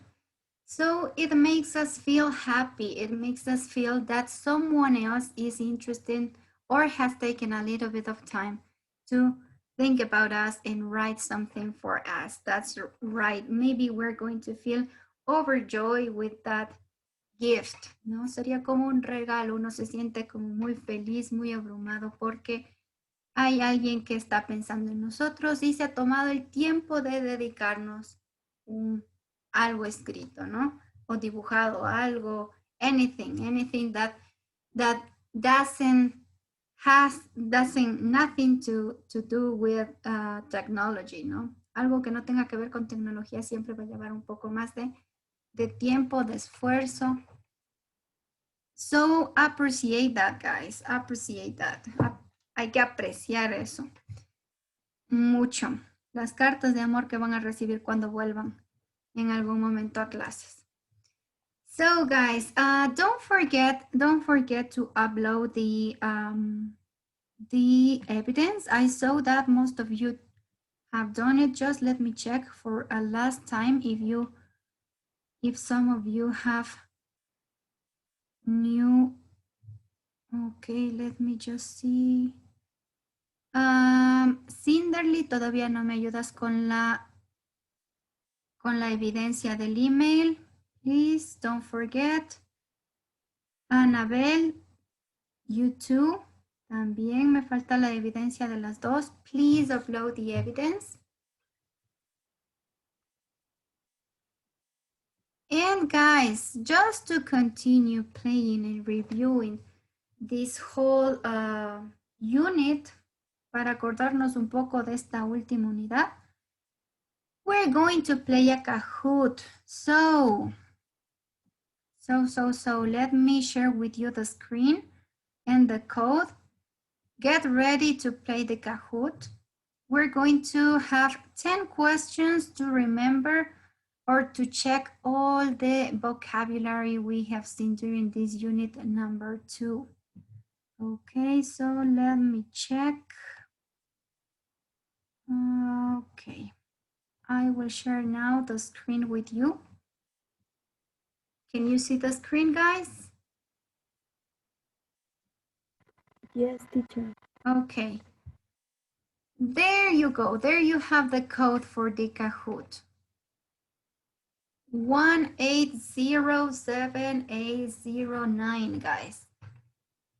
Type the code and enter to the Kahoot. We're going to practice all the content of unit number 2, especially vocabulary, guys. Okay, Jimmy, thank you. Gabby, Sammy, thanks. Thank you, Brian, Anita, Miguel. Thank you. Yes, we're 9. Thanks, Juliet, Joanna, Lisette, Diego, Steve. Thanks. Remember that this is a time game, so we're going to have a short time to answer each question. Tenemos un tiempo bien cortito para ir respondiendo las preguntas. No se olviden, chicos.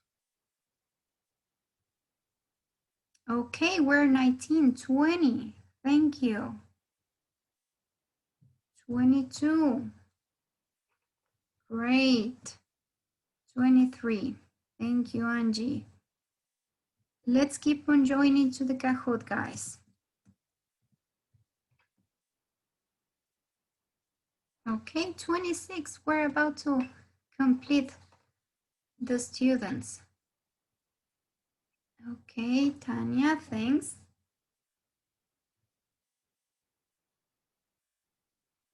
Thank you, Luis.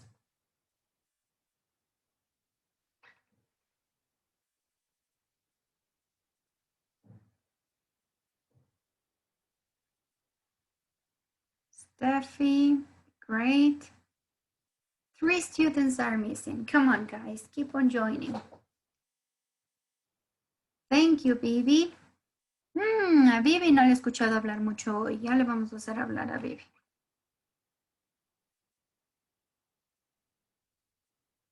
Okay, we're 31. Che, mi audio está muy feo. Casi no escuché la clase porque tengo que estarme reconectando cada rato. Por eso es que estoy un poco perdida. Disculpe. Don't worry, you have the record. Apenas esté la grabación, pueden ustedes volver a ingresar e ir viendo las partes que más necesiten revisar, ¿sí? No te preocupes, baby. Sí, teacher, muchas gracias. Además, chicos, ya valga el momento para hacer la cuña. Si es que algo no queda claro o tienen dudas o quieren practicar, recuerden que tenemos los horarios de las clases de tutoría, donde ustedes pueden asistir a cualquier clase que el horario les sea un poquito más fácil acceder y hacer todas las preguntas que tengan. Sí, eso les permite a ustedes practicar o reforzar cualquier conocimiento que esté por ahí un poquito flojo. Let's start, guys. Let's start. 10 questions. 10 preguntas. Pay attention.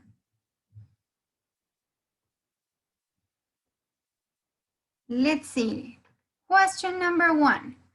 Inexperience can work against and looking for a job. La inexperiencia puede ir en contra o puede jugarle una mala pasada ¿a quién? Practical, applied, candidate, or application. Se nos acaba el tiempo. 3, 2, 1. Yes, to a candidate. Don't forget that at the beginning of this lesson we were talking about work or jobs, right? Al inicio de esta unidad hablábamos de trabajo, de los candidatos que van a aplicar a un puesto de trabajo. Thank you, guys. Let's move to the next one. Vamos a la siguiente. Well done, Sammy, Katy, Miguel, Michelle, and Anita. Number 2.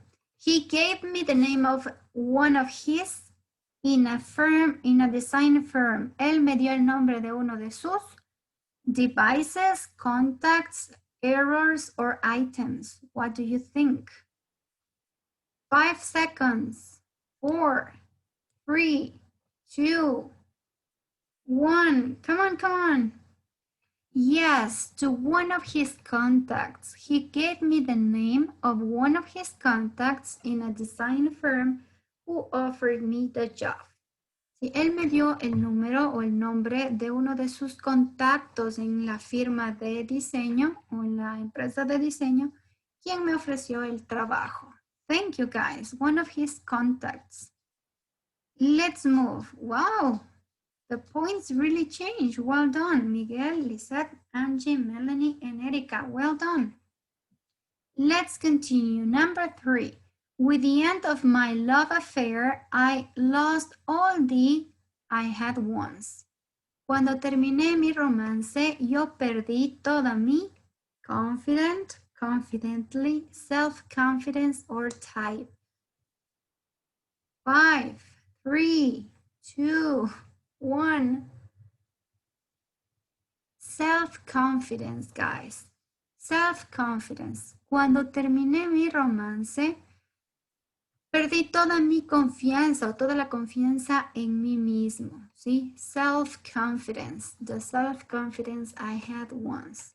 Perdí toda la confianza que me tenía a mí mismo alguna vez. Let's continue with the next.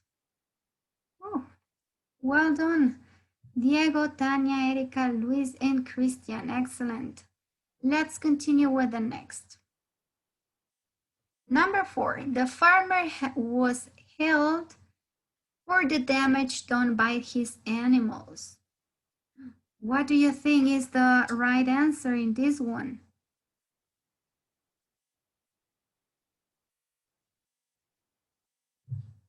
Responsible, terrible, addictive, fortunate. Ok, entonces el agricultor o sí, el agricultor fue o estaba como responsable, o fue el responsable por el daño ocasionado a sus animales. Was held responsible, fue hallado responsable del daño ocasionado a sus animales. Thank you, guys. Aquí we had 12 and 12 people with responsible and 12 with fortunate. Algunas personas escogieron fortunate. En este caso sería responsible, ¿sí? Fue como que fue hallado o fue el responsable en lugar. No fue afortunado por el daño ocasionado a los animales, sino más bien Fue el responsable. Let's move to the next question. Well done, guys. I can see some new names. Bibi también ya subió en puntaje. Excellent, George. Let's continue with number 5. I was going to paint the room white, but more I've been considering a light blue. Estaba pensando en pintar el cuarto blanco, pero more practical, more addictive, more install, or more recently. ¿Qué elegirían? 3, 2, 1. Yes, guys, but more recently, pero recientemente, ¿sí? O pero últimamente he estado considerando en pintarlo de celeste. I've been considering a light blue. Let's continue with the next. Number 6. Qualifications are important, but experience is always a plus. Las habilidades son importantes, pero experiencia siempre es un plus, algo más, algo adicional. ¿Qué será? Responsible experience, addictive experience, practical experience. Yes. Practical experience, la experiencia práctica. Si ustedes no han practicado en el campo de su carrera o de lo que están haciendo, no es lo mismo, ¿no? La teoría que la práctica. So, practical experience is always a plus. Thank you, guys. Well done, Priscilla, Erika, George, Anita, and Diego. Let's continue with the next. Let's see the next. Number 7. By the time I saw the job advertised, it was already too late to. A la hora que yo vi el anuncio, ya era demasiado tarde para remove, offer, apply, or identify. What do you think? Yes, guys, to apply for. By the time I saw the job advertised, it was already too late to apply. No se olviden que cuando nosotros estamos hablando de trabajos, generalmente, y si ustedes quieren acceder a ese trabajo, ustedes aplican a ese puesto, ¿no? You apply for the job. You apply for the job. Let's continue with the next. Well done, George, Diego, Erika, Anita, and Priscilla.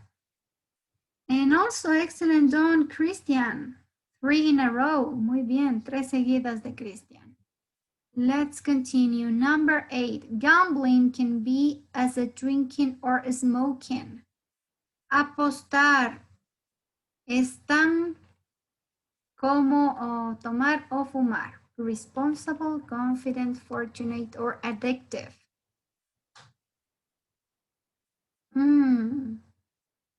Las apuestas, definitivamente. Gambling can be as addictive as drinking or smoking. Sí pueden ser tan adictivas como tomar o fumar, como cualquiera de los vicios.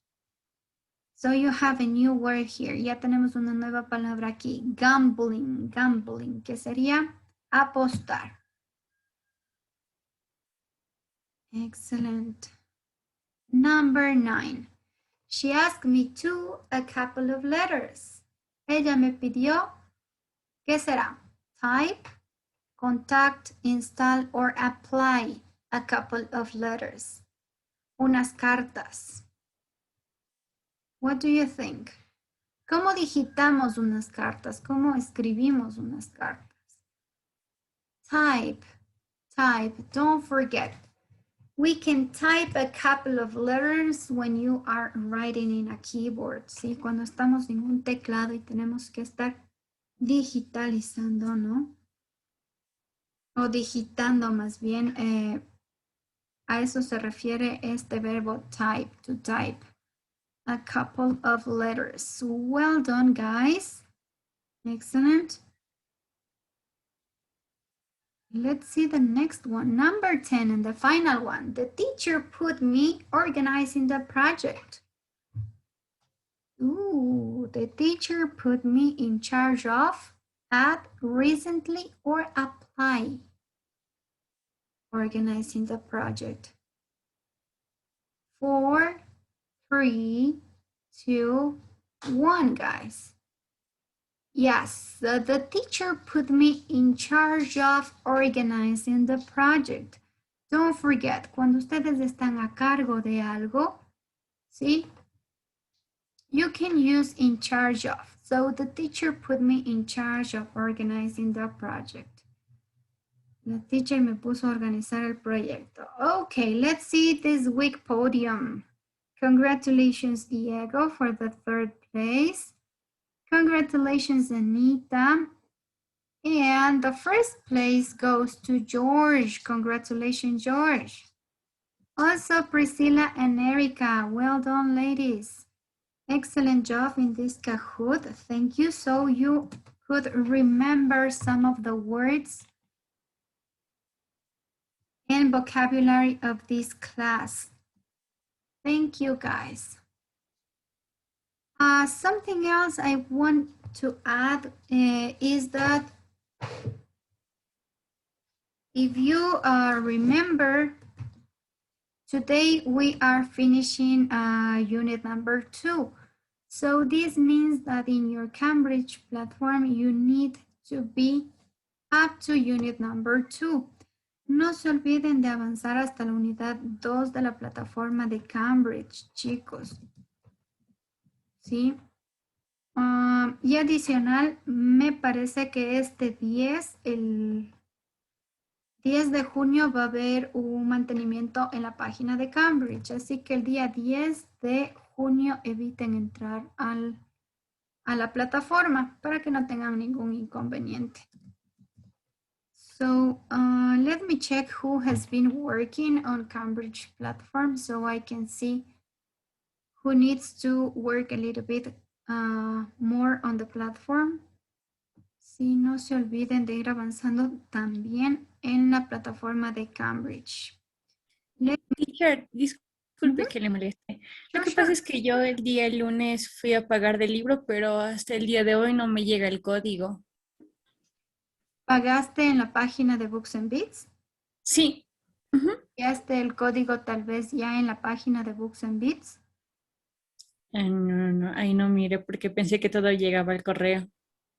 Yo también, a algunos les llega al spam del correo y otros chicos me mencionaron que puedes entrar a la página de Books and Bits con el correo que tú creaste, inicias la cuenta y en la parte de tus productos, de los productos que tú has comprado, puedes ver los códigos. Ya, teacher. Gracias. Revísale, Josie, y me avisas si lograste, si encontraste el código y si puedes unirte. Ya, teacher, cualquier cosa ya le estoy avisando. Sí, por favor. The rest of you guys, have you had any other problem with the book? ¿Alguien más tal vez problemas con el libro?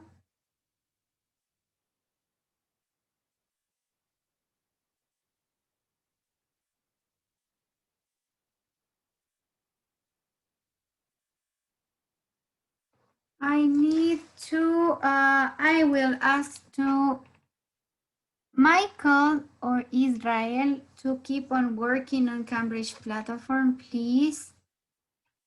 Michael tiene que trabajar un poquito más en la plataforma. You have just the 5% of the platform done. The same to Sammy, Fausto, Nikki, por Dios, la plataforma. Teacher, es que recién ayer compré el libro. Oh dear, qué horror, niña Nikki. Okay, Fausto as well. A trabajar en la plataforma, chicos. I've got 30 students. Todavía me faltan 2 estudiantes de unirse, ¿no? Así que traten de unirse pronto a la clase de Cambridge para que no tengan problema. Something else I want to share with you guys. más información adicional que les iba a compartir. Las personas que ya adquirieron el libro, vayan igualándose hasta esta semana, pues ya terminamos unidad 2. Eso significa que ustedes deben avanzar. You know, in the online workbook, tendrían que avanzar en la parte del online workbook, academic skills, extension, y en el assessment, ustedes recuerden que iban a realizar los unit progress test, ¿sí? Los tests o las pruebitas de cada unidad. Yo les recomendaría que lo hagan durante esta semana porque si se acaban de dar cuenta, el día de hoy terminamos la unidad 2. ¿Qué significa? ¿Qué pasaba cada 2 lecciones? Quiz, teacher. Yes, you have a quiz. Tenemos un quiz que de hecho debían dar esta semana. Pero no siempre es buena idea que ustedes lleguen y se les diga de un día para el otro, mañana tienen prueba, ¿no? Van a tener toda la semana para prepararse y repasar la unidad 1 y 2, porque la siguiente clase vamos a tener el quiz. ¿Sí? La siguiente clase vamos a abordar ya la unidad 3, vamos a avanzar con la unidad 3, pero también ustedes van a dar de 12 a 1, van a dar su quiz, ¿sí? Un short quiz, un pequeño y rápido test, cortito, con todas las skills, va a incluirse todas las skills, es decir, van a tener reading, listening, writing, grammar, and some speaking as well. Ese sería su quiz. What else do we have? Let me share with you something you need to know. I need to open the homework because if you notice, si ustedes se dieron cuenta mientras subían ustedes la evidencia, debieron encontrarse con un homework number 3. Tienen un homework número 3. What is this homework number 3 about? ¿De qué va a ser ese homework number 3? Teacher, lo siento, no les lo que dijo antes. Tenemos la otra semana una prueba. Exacto, la siguiente semana ustedes tienen el quiz, la prueba de la unidad 1 y 2. Thank you, teacher. Así que a repasar todo el contenido gramatical, frases, vocabulario de la unidad 1 y 2. So now I'm going to share with you your homework and you're going to see what is the homework about. Okay, guys, on your screen you have your homework. Ustedes tienen una tareita para esta semana.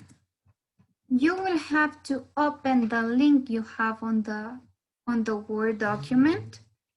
Sí, van a abrir ese link y ustedes se van a encontrar con un video, con una TED Talk. Sí, un video o una TED Talk, una charla de estas de TED Talk. This video is going to be about learning languages. Okay, so different ways polyglots use to learn new languages. Van a escuchar el video, and after listening to the video, you're going to answer to some of the questions you have. How is it going to be? Les indico, una vez que ustedes abran el link, se van a encontrar con esta página, and you know how to work with this, right? Estas live worksheets son las que hemos nosotros ocupado todo el tiempo para hacer los trabajos. ¿En qué consiste el deber para la siguiente clase? You have as homework number 1 como primera tarea estudiar, ¿no? You are going to study units number 1 and number 2. And you're going to complete units number 1 and number 2 from your Cambridge platform. También vamos a completar unidad 1 y 2 de la plataforma de Cambridge. Now, after watching this video, ustedes pueden hacer clic aquí que enseguida se les va a abrir el video, no van a tener ni que abrir en otra pestaña ni nada. Enseguida ustedes pueden darle clic y empieza a reproducirse el video. After you watch the video, this talk, you're going to choose the right option or the right answer for these questions. You have a few questions. Tenemos algunas preguntas, todas referentes al video, y ustedes van a ir eligiendo únicamente la respuesta correcta, ¿ok? So how often does Linda learn a new language? How many languages has she learned? And so on. Okay? So you're going to watch the video and answer the 14 questions you have. Tenemos 14 preguntas sobre el video. Once you finish, you know that you have to send the answers to the teacher and you have the email to do it. Sí saben que tienen que una vez terminada su tarea enviar las respuestas a este mail que tienen en la pantalla y subir la evidencia, ¿no? De su trabajo, de su homework. Esto es el deber para la siguiente clase. Up to this point, I hope you have it clear. Let's check if you got it. Vamos a ver si han entendido. What do you have to do in your homework number 3, Brian? Tenemos que abrir ese link y nos va a salir un video y tenemos que mirarle y responder a las preguntas. Y luego subir la evidencia. Enviar las respuestas a la teacher y luego subir la evidencia. Thank you. Excellent, Brian. The deadline. La fecha límite para entregar este homework, you know, it's always Friday midnight, ¿no? Friday midnight. Sería el sábado hasta, el viernes hasta medianoche. Yes, because you have classes on Saturday. So up to Friday midnight, you will have the time to complete this activity. Tenemos hasta el viernes a medianoche para completar esta actividad. Something else I need to tell you guys. There's something else. Can you guys answer this question? Stefano, have you seen TED Talks? ¿Has visto más de estos TED Talks? No, teacher. No? Okay. Tania, have you ever seen these TED Talks? ¿Han visto estas charlas de TED Talk? No, teacher. Okay. As it's your first time, pay attention to everything. Como es la primera vez que algunos de ustedes van a ver estas charlas, sí que son como conferencias que se hacen de forma, les doy un poco un resumen, a brief summary of a TED Talk. These TED Talks are talks, let me repeat again, talks that some people are asked to do once a year, ¿sí? With a special guest. Estas charlas de TED, denominadas así, son charlas en diferentes temas. Temas, qué sé yo, desde cómo motivar a alguien para emprender hasta cómo superar X cosas, ¿sí? Son charlas que generalmente se piden a muy pocas personas que las hagan de forma anual. Puede ser, qué sé yo, alguien que haya ganado un premio importante, alguien que haya logrado inventar algo o alguien que tal vez haya trabajado mucho por su comunidad, hablar sobre esa experiencia. Sí, son charlas pequeñas de diferentes temas.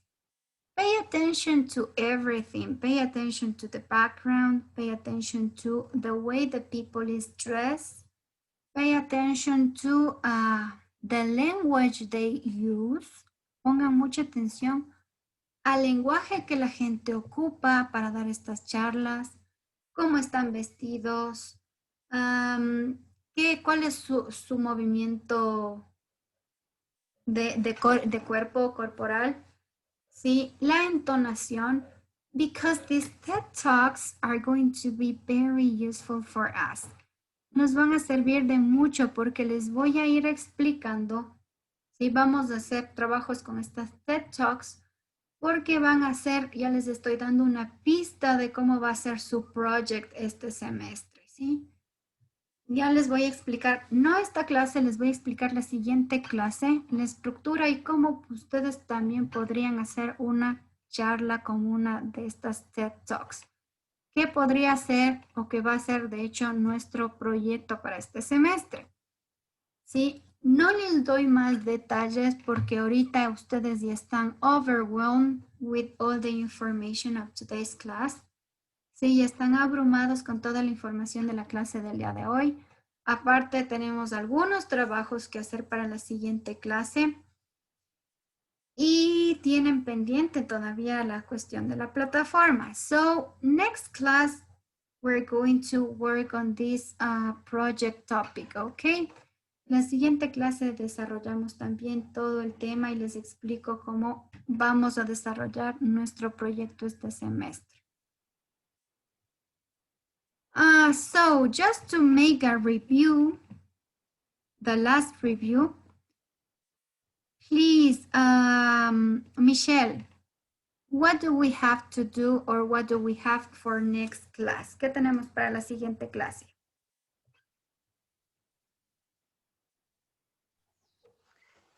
Para la siguiente clase tenemos que tener las tareas hechas y vamos a revisar lo del proyecto.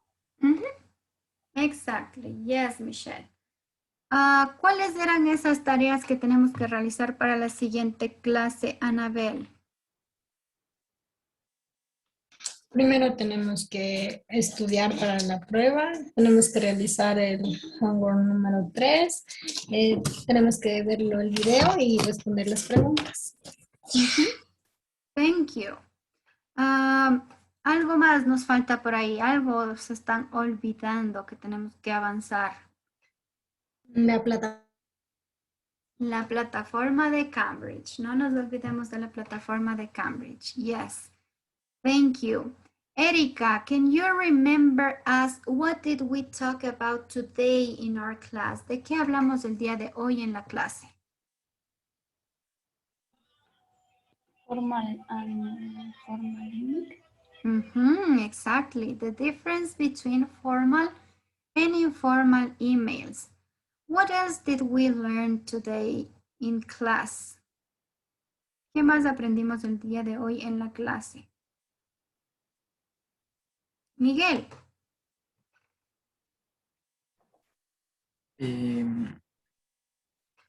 Añadir más, o sea, hacer la oración más larga con in addition. Exactly, add information. Add information when you're writing an email with words such as in addition, after that, or besides, right? Those were the phrases. Thank you. Priscilla, what else did we talk today? ¿De qué más hablamos hoy? Which phrases did you learn? También hablamos de making suggestions. Exactly, to make suggestions. Yes, thank you, Prissy. So we'll learn some phrases in order to make suggestions. And what about these phrases? ¿Qué eran estas frases que les voy a decir ahorita? Oh dear, how awful. That's brilliant. ¿Para qué nos servían estas frases? Can you remember that?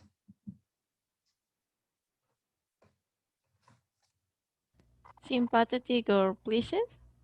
Yes, Anita, thank you. These phrases are going to be very useful for us when we want to sound more sympathetic or pleased. Cuando queremos sonar un poco más, más empáticos o que nos ha alegrado escuchar algo, podemos utilizar estas frases.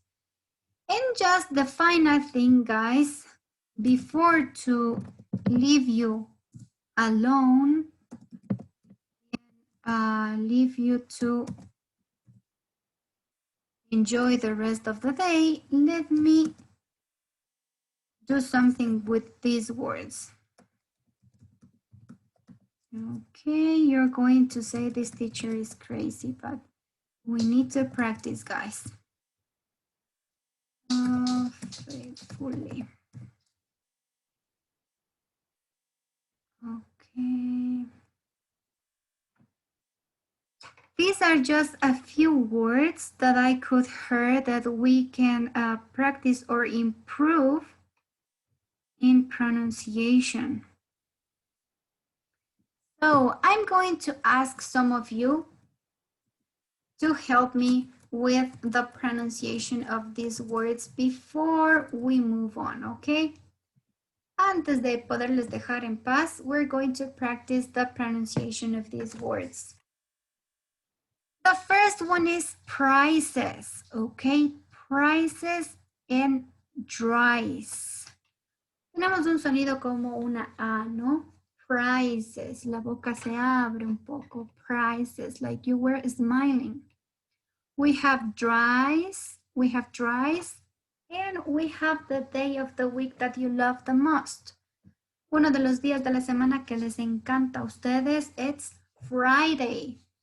Friday. Remember that you open your mouth. It's Friday.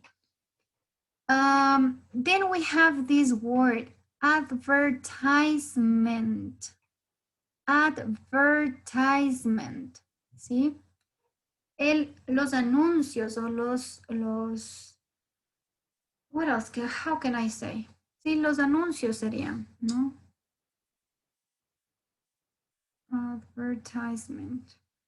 Los anuncios, los comerciales o la publicidad. Then we have the word farther. Farther. Okay. Esa TH que tienen ahí ustedes va a sonar como una D. Farther. Ok. Su lengua va a topar los dientes de arriba, los dientes superiores. Farther. And let's see, or let's check if you know the meaning of this. Farther. ¿Qué significa este farther?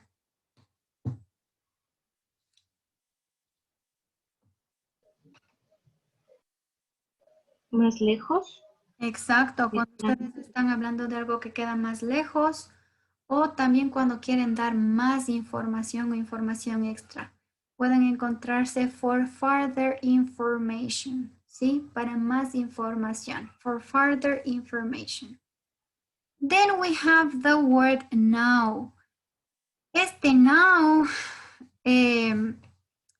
sería el verbo saber, ¿sí? Pero aquí tenemos un trick para la pronunciación. En este caso, esta palabra tiene una silent K, ¿sí? Es decir, que la K es silenciosa. ¿A qué me refiero con silenciosa? Que no la vamos a pronunciar. Es decir, que no voy a escucharles a ustedes decir now o a tratar de escuchar algo antes de la N, ¿sí? No existe, olvídense que está ahí esa K, está hecho una fantasma ahí. Okay, so you're going to pronounce just the word now. ¿Sí? Como si estuvieran pronunciando ahora. ¿Cómo nos vamos a dar cuenta? Nos vamos a dar cuenta con el contexto de la oración. ¿Sí? Pero no voy a escucharles a ustedes una K antes de esta N en esta palabra, ¿sí? Tenemos una silent K. Es silenciosa, está oculta, está ahí de espía, está esa K, pero no va a sonar, ¿ok? So this word would be now. I know, I know that some of you maybe can be a little bit confused, but yes, the word would be know. How do I know? Let me write over here. Les voy a escribir aquí entre paréntesis. Let's do it with another color. Casi como que ustedes estuviesen diciendo que no. Sí, no. Y ni siquiera le pongamos ahí la W, sino una U, más o menos como para que tengan ahí el sonido. Now I know. Okay. And finally we have faithfully. Esta palabrita ustedes la vieron en los emails. Faithfully. En este caso, ustedes tienen ahí un sonido de una E por ahí. Les voy a escribir aquí.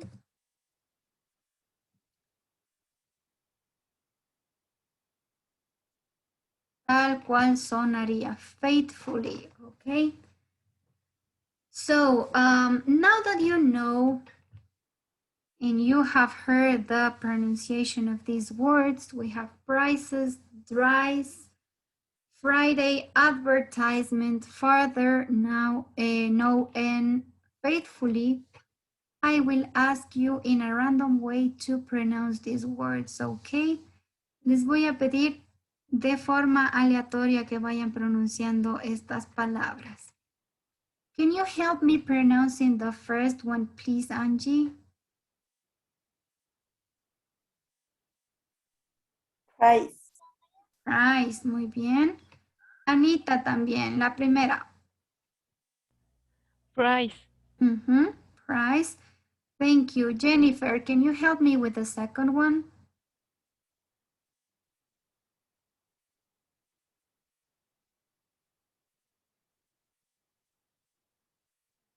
Number 2, Jenny. ¿Sí se escucha, teacher? Yes. Yeah. Dries. Dries, excellent. Joanna, can you help me with number 2? Dries, teacher. Thank you. Let's see number 3. Juliet, can you help me with number 3? Friday. Friday, well done. Let me see. Stefano, can you help me with number 5? Advertisement. Como es una palabra tan larga, la vamos a ocupar. Advertisement. Let me write it over here.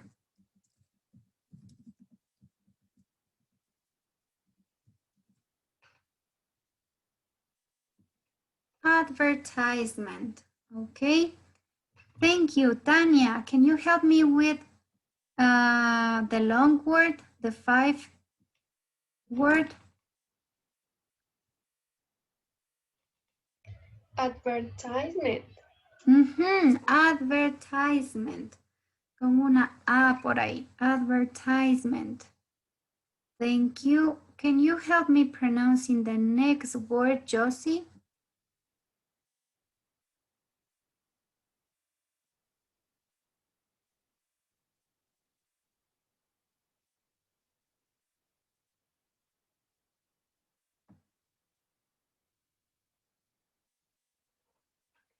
Jocelyn, can you help me with the next one, please?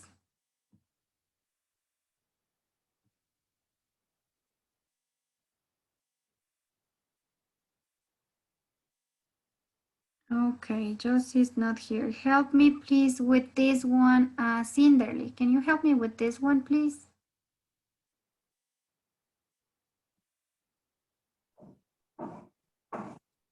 Further. Thank you. The same word. Can you help me, please, Steve? Further. Okay, further. Thank you. Let's move to the next one. Can you help me with the next one, Steffi? With this one. Now. Exactly. No. Tanya. The same. No. Thank you. And the last word, please. Help me pronouncing the last one, Fausto. Faithfully. Faithfully. And Christian, can you help me with the last one as well?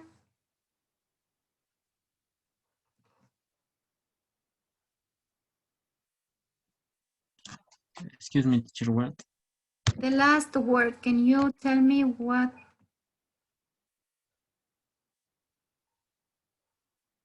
Can you No. please pronounce the last word? ¿Cómo pronunciaríamos la última palabra? Faithful. Faithfully. Exactly. Faithfully. Exactly. Thank you, guys. So don't forget about this, and you can also do it as a practice at home. Cuando ustedes estén escuchando música, películas, series o en clases, si ustedes ven alguna palabra y no están seguros de la pronunciación, anoten la palabra, podemos buscar en diccionarios y casi la mayor parte de los diccionarios en línea tienen su pronunciación para ir practicando la pronunciación. Y una buena idea, una idea muy útil y que me ha servido a mí para todos los idiomas es en realidad anotar cómo suena, ¿sí? Para que ustedes puedan luego con la práctica ya tener una memoria de listening y que puedan pronunciar las palabras con un sonido mucho más similar al del idioma original, ¿ok? So this is always a good idea to take or make notes of the pronunciation. Siempre es una buena idea tener por ahí un apunte, tal vez con lápiz o con algo de otro color, de cómo se pronuncian ciertas palabras. I will keep on you bothering with this pronunciation. Les voy a molestar un buen tiempo con esto de la pronunciación, but it's just because you're almost about to end. Sí, precisamente porque ustedes están a punto de terminar con su quinto nivel de inglés. So guys, tell me, do you have any question? Do you have any other question?